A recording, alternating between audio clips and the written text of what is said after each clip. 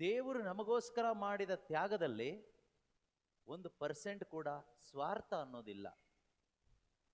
ಅವ್ರಿಗೋಸ್ಕರ ಅಂತ ಅವರು ತ್ಯಾಗ ಮಾಡಿಲ್ಲ ತಮ್ಮ ಒಬ್ಬನೇ ಮಗನನ್ನ, ಪೂರ್ತಿಯಾಗಿ ನನಗೋಸ್ಕರ ಅಂತ ಮಾಡಿದ್ದಾರೆ. ಯಾರಿಗೋಸ್ಕರ? ನಮಗೋಸ್ಕರ ಬೇಡ. ಯಾರಿಗೋಸ್ಕರ? ಈಗ ನಿಮ್ಮ ಅಪ್ಪ ಅಮ್ಮನ ವಿಷಯದಲ್ಲಿ ಹೇಳುವಾಗ ನನ್ನ ಅಪ್ಪ ಅಮ್ಮ ನನಗೋಸ್ಕರ ತುಂಬಾ ತ್ಯಾಗ ಮಾಡಿದ್ದಾರೆ ಅಂತ ಹೇಳ್ತೀರಾ, ನಮಗೋಸ್ಕರ ತ್ಯಾಗ ಮಾಡಿದ್ದಾರೆ ಅಂತ ಹೇಳ್ತೀರಾ?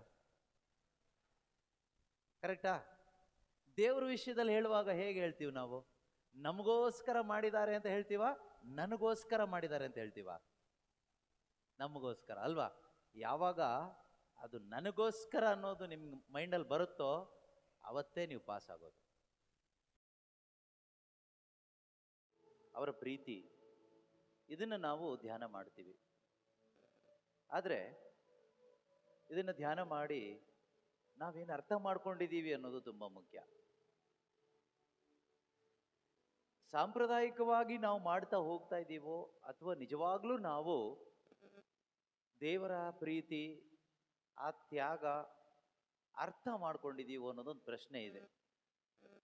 ಯಾರೆಲ್ಲ ನಿಜವಾಗಲೂ ದೇವರ ಒಂದು ಪ್ರೀತಿಯನ್ನ, ತ್ಯಾಗವನ್ನ ಅರ್ಥ ಮಾಡ್ಕೊಂಡಿದ್ದಾರೋ, ಯಾರಿಗೆಲ್ಲ ಅದು ಅರ್ಥ ಆಗಿದೆಯೋ ಅವರು ಖಂಡಿತವಾಗಲೂ ಆ ದೇವರ ಮಹಿಮೆಗಾಗಿ, ಆ ಯೇಸು ಕ್ರಿಸ್ತನಿಗಾಗಿ ಜೀವಿಸ್ತಾರೆ. ಅದರ ಅರ್ಥ ಅವ್ರ ಕೆಲಸ ಕಾರ್ಯಗಳನ್ನೆಲ್ಲ ಬಿಟ್ಬಿಡ್ತಾರೆ, ಊರು ಬಿಟ್ಟು ಹೋಗ್ಬಿಡ್ತಾರೆ ಅಂತಲ್ಲ. ಅವರ ಜೀವನದ ಒಂದು ಉದ್ದೇಶ, ಲಕ್ಷ್ಯ ದೇವರಿಗಾಗಿ. ಇನ್ನು ಮುಂದೆ ನಾನು ಬದುಕೋದಾದರೆ ದೇವರಿಗಾಗಿ ಬದುಕಬೇಕು, ಯೇಸು ಕ್ರಿಸ್ತನಿಗಾಗಿ ಬದುಕಬೇಕು. ಯಾವ ರೀತಿ ಒಂದು ಕುಟುಂಬದಲ್ಲಿ ತಂದೆ ತಾಯಿ ತುಂಬ ತ್ಯಾಗ ಮಾಡಿ ಕಷ್ಟಪಟ್ಟು ಮಕ್ಕಳನ್ನ ಬೆಳೆಸಿ ಓದಿಸಿ ಅವ್ರ ಲೈಫ್ನ ಒಂದು ಸೆಟ್ಲ್ ಮಾಡ್ತಾರೆ ಈ ಪ್ರಪಂಚದಲ್ಲಿ. ಒಳ್ಳೆ ಕಡೆ ಗಂಡು ನೋಡಿ ಅಥವಾ ಹೆಣ್ಣು ನೋಡಿ ಮದುವೆ ಮಾಡಿಸ್ಕೊಟ್ಟು ಮನೆಯೆಲ್ಲ ಕಟ್ಕೊಟ್ಟು ಅವ್ರಿಗೆ ಬೇಕಾಗಿರೋದೆಲ್ಲ ಕೊಟ್ಟು ಇರಿಸ್ತಾರಲ್ವಾ? ಆಗ ನಮಗೇನನ್ಸುತ್ತೆ, ನಮ್ಮಪ್ಪ ನಮ್ಮಮ್ಮ ತುಂಬ ತ್ಯಾಗ ಮಾಡಿದ್ದಾರೆ ನನಗೋಸ್ಕರ ತುಂಬ ಕಷ್ಟಪಟ್ಟಿದ್ದಾರೆ, ನನ್ನನ್ನು ತುಂಬ ಪ್ರೀತಿ ಮಾಡಿದ್ದಾರೆ, ನಾನು ಅವರಿಗೆ ನೋವು ಮಾಡಬಾರ್ದು, ಅವರಿಗೋಸ್ಕರ ನಾನು ಏನಾದರೂ ಮಾಡಲೇಬೇಕು, ಎಷ್ಟೇ ಕಷ್ಟ ಆದರೂ ಪರವಾಗಿಲ್ಲ, ನನ್ನ ತಂದೆ ತಾಯಿನ ನಾನು ಚೆನ್ನಾಗಿ ನೋಡ್ಕೋಬೇಕು, ಅವ್ರಿಗೋಸ್ಕರ ನಾನು ಏನಾದರೂ ಮಾಡಬೇಕು ಅಂತ ನಾವು ಆಸೆ ಪಡ್ತೀವೋ ಇಲ್ವೋ? ಖಂಡಿತವಾಗ್ಲೂ ಆಸೆ ಪಡ್ತೀವಿ. ಆದರೆ ಪ್ರೀತಿಯ ಸಹೋದರ ಸಹೋದರಿಯರೇ, ಈ ಪ್ರಪಂಚದಲ್ಲಿ ಯಾವ ತಂದೆ ಆಗಲಿ ತಾಯಿ ಆಗಲಿ ಮಾಡಲಿಕ್ಕೆ ಆಗದೇ ಇರುವಂಥ ಒಂದು ಕಾರ್ಯವನ್ನ ಯೇಸು ಕ್ರಿಸ್ತರು ನಮಗೋಸ್ಕರ ಮಾಡಿದ್ದಾರೆ. ಯಾವ ತಂದೆಗೂ ತಾಯಿಗೂ ಮಾಡ್ಲಿಕ್ಕೆ ಆಗೋದಿಲ್ಲ ಅಂತ ತ್ಯಾಗ. ಆ ರೀತಿ ಒಂದು ತ್ಯಾಗ ಯಾರಿಂದನೂ ಮಾಡ್ಲಿಕ್ಕೆ ಆಗೋದಿಲ್ಲ. ನಮ್ಮ ಅಪ್ಪ ಅಮ್ಮ ನಮಗೋಸ್ಕರ ಏನು ತ್ಯಾಗ ಮಾಡಲಿಲ್ಲ ಅಂತ ನಾನು ಹೇಳ್ತಾ ಇಲ್ಲ, ತ್ಯಾಗ ಮಾಡಿದ್ದಾರೆ. ಆದರೆ ದೇವರ ತ್ಯಾಗಕ್ಕೆ, ಯೇಸು ಕ್ರಿಸ್ತನ ತ್ಯಾಗಕ್ಕೆ ಕಂಪೇರ್ ಮಾಡುವಾಗ ಈ ಪ್ರಪಂಚದಲ್ಲಿರುವ ಎಲ್ಲ ಒಳ್ಳೆ ಅಪ್ಪ ಅಮ್ಮಂದಿರು ಮಾಡಿರುವಂತಹ ತ್ಯಾಗ ಝೀರೋ ಬೆಲೆ, ಏನು ಬೆಲೆನೇ ಇಲ್ಲ. ಯಾಕೆ ಅಂತ ನೀವು ಕೇಳಲ್ಲ, ಆದರೂ ಕೂಡ ನಾನೇ ಕೇಳ್ತೀನಿ. ಯಾಕಾಗಿ ಹೇಳಿದ್ರಿ? ಈ ಪ್ರಪಂಚದಲ್ಲಿರುವ ಒಳ್ಳೆ ಅಪ್ಪ ಅಮ್ಮಂದ್ರು ಮಾಡುವ ಎಲ್ಲ ತ್ಯಾಗ, ಅವರ ಮಕ್ಕಳಿಗೋಸ್ಕರ ತ್ಯಾಗ ಮಾಡ್ತಾರಲ್ವಾ, ಅದಕ್ಕೆ ಏನೂ ಬೆಲೆ ಇಲ್ಲ, 0, ಶೂನ್ಯ, ಝೀರೋ ಬೆಲೆ. ಯೇಸು ಕ್ರಿಸ್ತನು ಮಾಡಿದ ಆ ತ್ಯಾಗಕ್ಕೆ ಕಂಪೇರ್ ಮಾಡುವಾಗ, ಹೋಲಿಕೆ ಮಾಡುವಾಗ, ಅದು ಯಾಕೆ ಕೇಳಿದ್ರೆ, ಈ ಪ್ರಪಂಚದಲ್ಲಿ ನಮ್ಮ ತಂದೆ ತಾಯಿ ಏನೇ ತ್ಯಾಗ ಮಾಡಿದ್ರು ಅದರ ಹಿಂದೆ ಸ್ವಲ್ಪನಾದ್ರೂ ಸ್ವಾರ್ಥ ಅನ್ನೋದಿರುತ್ತೆ. ತುಂಬಾನೇ ಸ್ವಾರ್ಥ ಇದೆ, ಸ್ವಲ್ಪನಾದ್ರೂ ಸ್ವಾರ್ಥ ಅನ್ನೋದು ಇದ್ದೇ ಇರುತ್ತೆ. ಸ್ವಾರ್ಥ ಇಲ್ಲದೆ ತ್ಯಾಗ ಮಾಡುವ ತಂದೆ ತಾಯಿ ಈ ಪ್ರಪಂಚದಲ್ಲಿ ಇನ್ನು ಹುಟ್ಟಿಲ್ಲ, ಮುಂದೆ ಹುಟ್ಟೋದು ಇಲ್ಲ. ಆದರೆ ದೇವರು ನಮಗೋಸ್ಕರ ಮಾಡಿದ ತ್ಯಾಗದಲ್ಲಿ 1% ಕೂಡ ಸ್ವಾರ್ಥ ಅನ್ನೋದಿಲ್ಲ. ಅವ್ರಿಗೋಸ್ಕರ ಅಂತ ಅವರು ತ್ಯಾಗ ಮಾಡಿಲ್ಲ ತಮ್ಮ ಒಬ್ಬನೇ ಮಗನನ್ನ, ಪೂರ್ತಿಯಾಗಿ ನನಗೋಸ್ಕರ ಅಂತ ಮಾಡಿದ್ದಾರೆ. ಯಾರಿಗೋಸ್ಕರ? ನಮಗೋಸ್ಕರ ಬೇಡ. ಯಾರಿಗೋಸ್ಕರ? ಈಗ ನಿಮ್ಮ ಅಪ್ಪ ಅಮ್ಮನ ವಿಷಯದಲ್ಲಿ ಹೇಳುವಾಗ ನನ್ನ ಅಪ್ಪ ಅಮ್ಮ ನನಗೋಸ್ಕರ ತುಂಬಾ ತ್ಯಾಗ ಮಾಡಿದ್ದಾರೆ ಅಂತ ಹೇಳ್ತೀರಾ, ನಮಗೋಸ್ಕರ ತ್ಯಾಗ ಮಾಡಿದ್ದಾರೆ ಅಂತ ಹೇಳ್ತೀರಾ? ಕರೆಕ್ಟಾ? ದೇವ್ರ ವಿಷಯದಲ್ಲಿ ಹೇಳುವಾಗ ಹೇಗೆ ಹೇಳ್ತೀವಿ ನಾವು? ನಮಗೋಸ್ಕರ ಮಾಡಿದ್ದಾರೆ ಅಂತ ಹೇಳ್ತೀವ, ನನಗೋಸ್ಕರ ಮಾಡಿದ್ದಾರೆ ಅಂತ ಹೇಳ್ತೀವ? ನಮಗೋಸ್ಕರ ಅಲ್ವಾ? ಯಾವಾಗ ಅದು ನನಗೋಸ್ಕರ ಅನ್ನೋದು ನಿಮ್ ಮೈಂಡಲ್ಲಿ ಬರುತ್ತೋ ಅವತ್ತೇ ನೀವು ಪಾಸ್ ಆಗೋದು. ಯೇಸು ಕ್ರಿಸ್ತರು ತ್ಯಾಗ ಮಾಡಿರೋದು ನನಗೋಸ್ಕರ ಅನ್ನೋದು ಬರಬೇಕು. ನಮಗೋಸ್ಕರ ಸರಿನೇ, ಆದ್ರೆ ನನಗೋಸ್ಕರ ಬಂದ್ರೆ ಮಾತ್ರನೇ ನಾನು ಕ್ರಿಸ್ತನಿಗೋಸ್ಕರ, ಅವರಿಗೋಸ್ಕರ ಬದುಕಲಿಕ್ಕಾಗುತ್ತೆ, ಅವ್ರನ್ನ ಪ್ರೀತಿ ಮಾಡ್ಲಿಕ್ಕಾಗುತ್ತೆ. ಅಲ್ಲಿವರೆಗೂ ಖಂಡಿತವಾಗಲು ಯಾವ ಕ್ರೈಸ್ತನಿಗೂ ಕ್ರಿಸ್ತನನ್ನ ಪ್ರೀತಿ ಮಾಡ್ಲಿಕ್ಕೆ ಆಗೋದಿಲ್ಲ. ಚರ್ಚಿಗೆ ಬರ್ಬೋದು, ವರ್ಷ ವರ್ಷ ತಪಸ್ಸು ಕಾಲಗಳನ್ನು ಮಾಡ್ಬೋದು, ಕ್ರಿಸ್ಮಸ್ ಹಬ್ಬ ಮಾಡ್ಬೋದು, ಈಸ್ಟರ್ ಹಬ್ಬ ಮಾಡ್ಬೋದು, ಇನ್ನು ಸ್ವಲ್ಪ ದಿವಸ ಬಿಟ್ಟರೆ ಗರಿಗಳ ಭಾನುವಾರ ಬರುತ್ತೆ, ಅದಾದಮೇಲೆ ಗುಡ್ ಫ್ರೈಡೇ ಬರುತ್ತೆ, ಅದಾದಮೇಲೆ ಈಸ್ಟರ್ ಹಬ್ಬ, ಊಟ ಮಾಡ್ತೀವಿ, ಚೆನ್ನಾಗಿ ಹಬ್ಬ ಮಾಡ್ತೀವಿ, ಅದಾದಮೇಲೆ ಹೀಗೆ ಮಾಮೂಲಿ ಜೀವನ ಹೋಗ್ತಾ ಇರುತ್ತೆ. ಭಾನುವಾರ ಆದರೆ ಚರ್ಚಿಗೆ ಬರ್ತೀವಿ, ಎಲ್ಲ ಕಾರ್ಯಗಳಲ್ಲಿ ಭಾಗವಹಿಸ್ತೀವಿ, ಮನೆಗೆ ಹೋಗ್ತೀವಿ, ಒಂದು ದಿನ ಸತ್ತು ಹೋಗ್ತೀವಿ, ಆಮೇಲೆ ಎಲ್ಲಿ ಹೋಗ್ತೀವಿ ಗೊತ್ತಿಲ್ಲ. ಕ್ರಿಸ್ತನಿಗೋಸ್ಕರ ಏನ್ ಮಾಡಿದ್ರಿ? ಕೆಲವ್ರು ಹೇಳ್ತಾರಲ್ವಾ, ನನ್ನ ಮಗನಿಗೋಸ್ಕರ ನಾನು ಇದು ಮಾಡಿದೆ, ನನ್ನ ಮಗಳಿಗೋಸ್ಕರ ನಾನು ಇದು ಮಾಡಿದೆ, ನನ್ನ ಗಂಡನಿಗೋಸ್ಕರ ಇದು ಮಾಡಿದೆ, ನನ್ನ ಹೆಂಡತಿಗೋಸ್ಕರ ಇದು ಮಾಡಿದೆ. ಫೈನ್, ಎಲ್ಲ ಒಳ್ಳೇದೆ. ಇನ್ನು ಕೆಲವರು ಇದ್ದಾರೆ, ಊರನ್ನ ಉದ್ಧಾರ ಮಾಡಕ್ ಹೊರಟವ್ರು ಇದ್ದಾರೆ. ನಾನು ನಮ್ಮ ಊರಿಗಾಗಿ ಇದು ಮಾಡಿದೆ, ನಮ್ಮ ಜನರಿಗಾಗಿ ಇದು ಮಾಡಿದೆ, ಫ್ರೆಂಡ್ಸಿಗಾಗಿ ಇದು ಮಾಡಿದೆ. ಫೈನ್, ಒಳ್ಳೇದೆ, ಒಳ್ಳೇದು ಮಾಡಿದ್ದೀರಾ. ಕ್ರಿಸ್ತನಿಗಾಗಿ ನೀನೇನು ಮಾಡಿದ್ಯಾ? ಒಬ್ಬ ಕ್ರಿಶ್ಚಿಯನ್ ಆಗಿ, ಒಬ್ಬ ಕ್ರೈಸ್ತ ವಿಶ್ವಾಸಿಯಾಗಿ, ನಿನಗಾಗಿ ತನ್ನ ಒಬ್ಬನೇ ಮಗನನ್ನ ಬಲಿ ಕೊಟ್ಟಂತ ತಂದೆಯಾದ ದೇವರಿಗೋಸ್ಕರ, ಆ ಯೇಸು ಕ್ರಿಸ್ತನಿಗೋಸ್ಕರ ಏನ್ ಮಾಡಿದ್ಯಾ? ಇದೊಂದು ಪ್ರಶ್ನೆ ನಮ್ಮ ಮೈಂಡಿಗೆ ಬರಬೇಕು. ನಾವು ಚರ್ಚಿಗೆ ಬರೋದು, ತಪಸ್ಸು ಕಾಲ ಮಾಡೋದು, ಬಲಿಪೂಜೆಯಲ್ಲಿ ಭಾಗವಹಿಸೋದು, ಬೈಬಲ್ ಓದೋದು, ಹಾಡೋದು, ಸ್ತುತಿ ಮಾಡೋದು, ಇದು ಯಾವುದು ದೇವರಿಗೋಸ್ಕರ ಅಲ್ಲ, ನನಗೋಸ್ಕರ ನಾನು ಮಾಡ್ತಾ ಇರೋದು. ಇದರಿಂದ ದೇವರಿಗೆ ಏನು ಲಾಭ ಇಲ್ಲ. ನೀವು ಚರ್ಚಿಗೆ ಬರೋದ್ರಿಂದ, ನೀವು ಪ್ರಾರ್ಥನೆ ಮಾಡೋದ್ರಿಂದ, ನೀವು ಉಪವಾಸ ಮಾಡೋದ್ರಿಂದ, ನೀವು ವಿಭೂತಿ ಹಚ್ಕೊಳ್ಳೋದ್ರಿಂದ, ನೀವು ಗುಡ್ ಫ್ರೈಡೇ ಮಾಡೋದ್ರಿಂದ ದೇವರಿಗೆ ಏನೂ ಲಾಭ ಇಲ್ಲ. ಲಾಭ ಯಾರಿಗೆ? ನಾವು ಮಾಡಿದ್ರೆ ನಮಗೆ ಲಾಭ, ದೇವರಿಗೇನು ಲಾಭ ಇಲ್ಲ. ಹಾಗಾದ್ರೆ ನನ್ನ ಜೀವನದಿಂದ ದೇವರಿಗೇನು ಲಾಭ ಆಗೋದು ಬೇಡವಾ? ದೇವರಿಗೇನು ಪ್ರಯೋಜನ ಆಗೋದು ಬೇಡವಾ ನಮ್ಮ ಜೀವನದಿಂದ? ಯೋಚನೆ ಮಾಡಬೇಕು. ಈ ಯೋಚನೆ ಯಾವಾಗ ಬರುತ್ತೆ ಗೊತ್ತಾ? ದೇವರು ನನಗೋಸ್ಕರ ತ್ಯಾಗ ಮಾಡಿದ್ದಾರೆ. ನಮಗೋಸ್ಕರ ಬೇಡ, ಯಾರಿಗೋಸ್ಕರ? ನನಗೋಸ್ಕರ.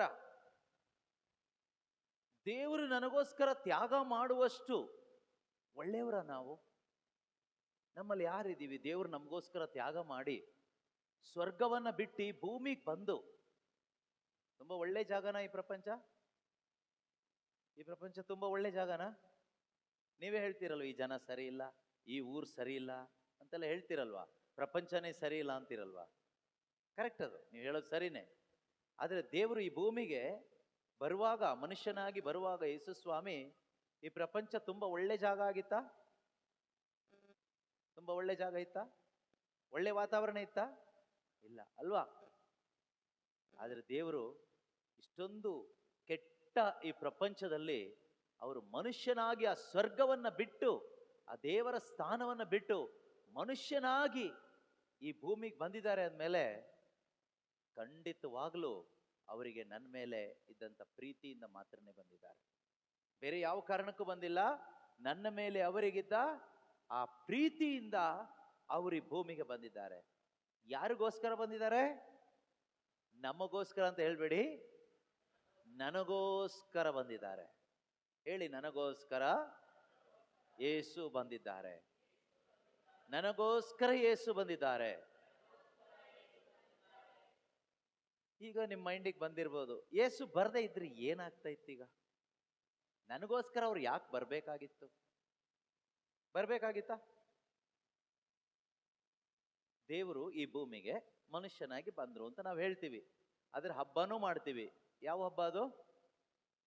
ಯಾವ ಹಬ್ಬ? ಕ್ರಿಸ್ಮಸ್ ಹಬ್ಬ. ಕ್ರಿಸ್ಮಸ್ ಹಬ್ಬ ಏನು?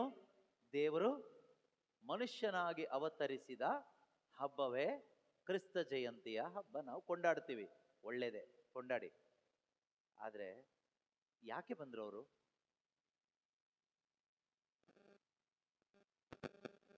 ಯಾಕೆ ಬಂದ್ರು?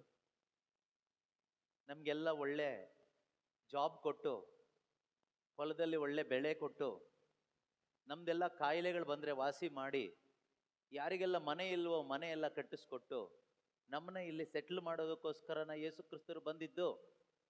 ಹೌದಾ? ಖಂಡಿತವಾಗಲೂ ಅಲ್ಲ. ಆ ರೀತಿ ನಂಬಿಕೆ ಇಟ್ಕೊಳ್ಳೇಬೇಡಿ. ಯೇಸು ಕ್ರಿಸ್ತರು ಅಥವಾ ದೇವರು ಈ ಭೂಮಿಗೆ ಮನುಷ್ಯನಾಗಿ ಬಂದಿದ್ದು ನಮಗೆ ಈ ಪ್ರಪಂಚದಲ್ಲಿ ಸೆಟ್ಲ್ ಮಾಡ್ಲಿಕ್ಕೋಸ್ಕರ ಬಂದಿಲ್ಲ. ಒಂದು ವೇಳೆ ನಮ್ಮ ಮೈಂಡಲ್ಲಿ ಆ ಥರ ಆಲೋಚನೆ ಇದ್ರೆ ಅದು ಸುಳ್ಳು, ಅದು ತಪ್ಪು ಆಲೋಚನೆ. ಪ್ರೀತಿಯ ಸಹೋದರ ಸಹೋದರಿಯರೇ, ಯೇಸು ಕ್ರಿಸ್ತರು ಈ ಭೂಮಿಗೆ ಮನುಷ್ಯನಾಗಿ ಬಂದಿದ್ದು ಯಾಕೆ ಕೇಳಿದ್ರೆ, ನಿಜವಾಗ್ಲೂ ನಮ್ಮೆಲ್ಲರನ್ನು ರಕ್ಷಣೆ ಮಾಡಲಿಕ್ಕೆ, ಪಾಪದಿಂದ ನಮ್ಮನ್ನ ಬಿಡಿಸಿ ಸ್ವರ್ಗಕ್ಕೆ ಕರ್ಕೊಂಡು ಹೋಗ್ಲಿಕ್ಕೆ. ಪಾಪದಲ್ಲಿರ್ತಕ್ಕಂಥ ವ್ಯಕ್ತಿಗೆ, ಯಾವ ವ್ಯಕ್ತಿ ಪಾಪದಲ್ಲಿರ್ತಾನೋ ಅವನಿಗೆ ಸ್ವರ್ಗಕ್ಕೆ ಹೋಗ್ಲಿಕ್ಕೆ ಆಗೋದಿಲ್ಲ. ಚರ್ಚಿಗೆ ಬರ್ಬೋದು, ಕ್ರಿಶ್ಚಿಯನ್ ಜಾತಿಗೆ ಸೇರ್ಕೋಬಹುದು, ಬೈಬಲ್ ಓದ್ಬೋದು, ಪ್ರಾರ್ಥನೆ ಇದೆಲ್ಲ ಮಾಡ್ಬೋದು. ಆದ್ರೆ ಪರಲೋಕಕ್ಕೆ ಹೋಗ್ಬೇಕಾದ್ರೆ ಪಾಪದಿಂದ ಅವನು ಮುಕ್ತಿ ಪಡ್ಕೋಬೇಕು, ಪಾಪ ಕ್ಷಮೆ ಪಡ್ಕೋಬೇಕು, ಪಾಪದಿಂದ ಹೊರಗೆ ಬರಬೇಕು. ಈ ಪಾಪ ಅನ್ನೋದು ಒಂದು ಕೆಸರಿನ ಗುಂಡಿ ಹಾಗೆ, ಕೆಸರಿನ ಗುಂಡಿ. ಈ ಕೆಸರು ಗುಂಡಿಲಿ ಒಬ್ಬ, ಕೆಸರು ಗೊತ್ತಲ್ಲ, ಕೆಸರಿನ ಗುಂಡಿ, ಕೊಚ್ಚೆ ಗುಂಡಿ, ಅದ್ರ ಒಳಗಡೆ ಬಿದ್ದು ಇಲ್ಲಿ ತನಕ ಮುಳುಗ್ಬಿಟ್ರೆ ಅವನು ಹೇಗೆ ಹೊರಗೆ ಬರ್ತಾನೆ? ಪೂರ್ತಿ ಕೆಸರು. ದೊಡ್ಡ ಸಮುದ್ರ ಅಂತ ಇಟ್ಕೊಳ್ಳೋಣ, ಸಮುದ್ರ ಪೂರ್ತಿ ಕೆಸರೇ ಇದೆ, ನೀವು ಮುಳುಗ್ಬಿಟ್ಟಿದ್ದೀರಾ, ಇಷ್ಟು ತನಕ ಮುಳುಗಿದ್ದೀರಾ. ಈಗ ನೀವು ಹೊರಗಡೆ ಬರಬೇಕು. ಹೇಗೆ ಬರ್ತೀರಾ? ಹೇಗೆ ಬರ್ತೀರಾ ಹೇಳಿ? ಏನ್ ಟೆಕ್ನಾಲಜಿ ಯೂಸ್ ಮಾಡಿ ಬರ್ಬೋದು? ಯಾವ ರೀತಿ ಹೊರಗೆ ಬರ್ಬೋದು?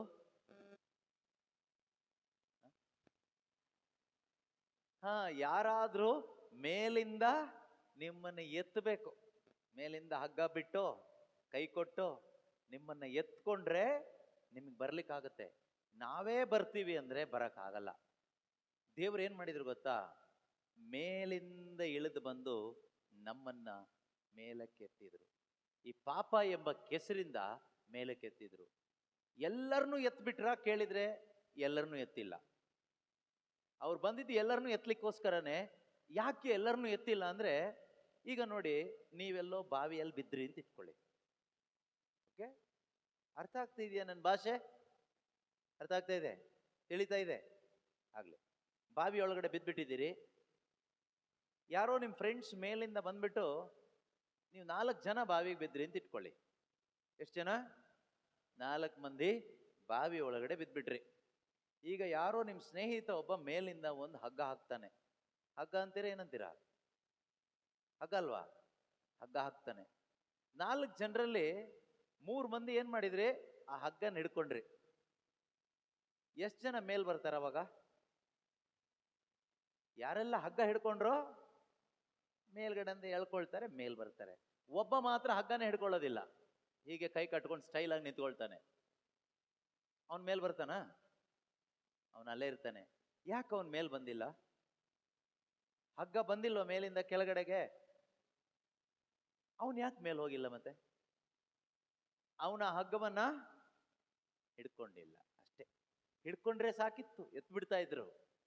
ಯೇಸು ಕ್ರಿಸ್ತರು ಈ ಭೂಮಿಗೆ ಬಂದ್ರು. ಅವ್ರು ಬಂದಿದ್ದು ಪಾಪದ ಕೆಸರಿನಲ್ಲಿ ಬಿದ್ದ ಎಲ್ಲಾ ಮನುಷ್ಯನನ್ನು ಎತ್ತಲಿಕ್ಕೋಸ್ಕರನೇ. ಬೈಬಲ್ ಹೇಳುತ್ತೆ, ಎಲ್ಲಾ ಮಾನವರು ಪಾಪಿಗಳೇ, ಎಲ್ಲರೂ ಈ ಪಾಪದ ಕೆಸರಲ್ಲಿ ಬಿದ್ದವ್ರೆ. ಒಳ್ಳೆಯವರಂತ ಒಬ್ರೂ ಇಲ್ಲ, ನೀತಿವಂತರು ಒಬ್ರು ಕೂಡ ಇಲ್ಲ. ಆದ್ರೆ ಯೇಸು ಕ್ರಿಸ್ತರೇ ಆ ಒಂದು ಹಗ್ಗ ಅಂತ ಇಟ್ಕೊಳ್ಳಿ. ಆ ಹಗ್ಗನ ಬಿಟ್ಟಿದ್ಯಾರು ಮೇಲಿಂದ? ಸ್ವರ್ಗದಿಂದ ದೇವರು. ದೇವರು ಯೇಸುವನ್ನ ಈ ಭೂಮಿಗೆ ಕಳಿಸಿದ್ರು. ಈ ಹಗ್ಗವನ್ನ, ಯೇಸು ಆಗಿರ್ತಕ್ಕಂಥ ಈ ಒಂದು ಪರಲೋಕದ ಹಗ್ಗವನ್ನ ಯಾರು ಬೇಕಾದ್ರೂ ಹಿಡ್ಕೋಬಹುದು. ಯೇಸು ಕ್ರಿಸ್ತರು ಬಂದಿದ್ದು ಕ್ರೈಸ್ತರನ್ನ ರಕ್ಷಣೆ ಮಾಡ್ಲಿಕ್ಕಲ್ಲ, ಅಥವಾ ಇಸ್ರಾಯೇಲ್ ಜನರನ್ನ ರಕ್ಷಣೆ ಮಾಡ್ಲಿಕ್ಕಲ್ಲ, ಅಥವಾ ಚರ್ಚಿಗೆ ಬರೋರಿಗೋಸ್ಕರ ಅಲ್ಲ, ಅಥವಾ ನಮ್ಮ ತರ ಪ್ರಬೋಧನೆ ಮಾಡೋರಿಗೋಸ್ಕರ ಅಲ್ಲ, ಎಲ್ಲ ಮನುಷ್ಯನನ್ನು ರಕ್ಷಣೆ ಮಾಡೋದಕ್ಕೆ, ಮಾನವರೆಲ್ಲರನ್ನೂ ಕಾಪಾಡಲಿಕ್ಕೆ ದೇವರು ಯೋಜನೆ ಮಾಡಿ ತಮ್ಮ ಒಬ್ಬನೇ ಮಗನಾದ ಯೇಸು ಕ್ರಿಸ್ತನನ್ನ ಈ ಭೂಮಿಗೆ ಕಳಿಸ್ಕೊಟ್ರು. ಮಗನೇ, ಈ ಜನರೆಲ್ಲರೂ ಪಾಪ ಮಾಡಿ ನಮಗೆ ಬೆನ್ನು ತೋರಿಸಿದ್ದಾರೆ, ಈಗ ಅವರು ನಮಗೆ ಶತ್ರುಗಳಾಗ್ಬಿಟ್ಟಿದ್ದಾರೆ, ಎಷ್ಟು ಕರೆದ್ರೂ ಬರ್ತಾ ಇಲ್ಲ. ಆದ್ರಿಂದ ನಾವು ಅವ್ರನ್ನ ಪ್ರೀತಿ ಮಾಡೋಣ, ಆ ಪ್ರೀತಿಯನ್ನು ಅವ್ರಿಗೆ ತೋರಿಸೋಣ. ನಾವೀ ಪಾಪದಲ್ಲಿರ್ತಕ್ಕಂಥ ಈ ಜನರನ್ನ ಎಷ್ಟು ಪ್ರೀತಿ ಮಾಡ್ತೀವಿ ಅನ್ನೋದನ್ನ ಅವರಿಗೆ ತೋರಿಸ್ಬೇಕು. ಅದರಿಂದ ನೀನು ಮನುಷ್ಯನಾಗಿ ಹೋಗಿ ಈ ಮನುಷ್ಯನ ಪಾಪವನ್ನು ಹೊತ್ಕೊಂಡು ಆ ಪಾಪದ ಸಂಬಳ ಮರಣವನ್ನ ನೀನು ಅನುಭವಿಸಿ ಇವ್ರ ಕಣ್ಮುಂದೆನೆ ನೀನು ಸಾಯ್ಬೇಕು.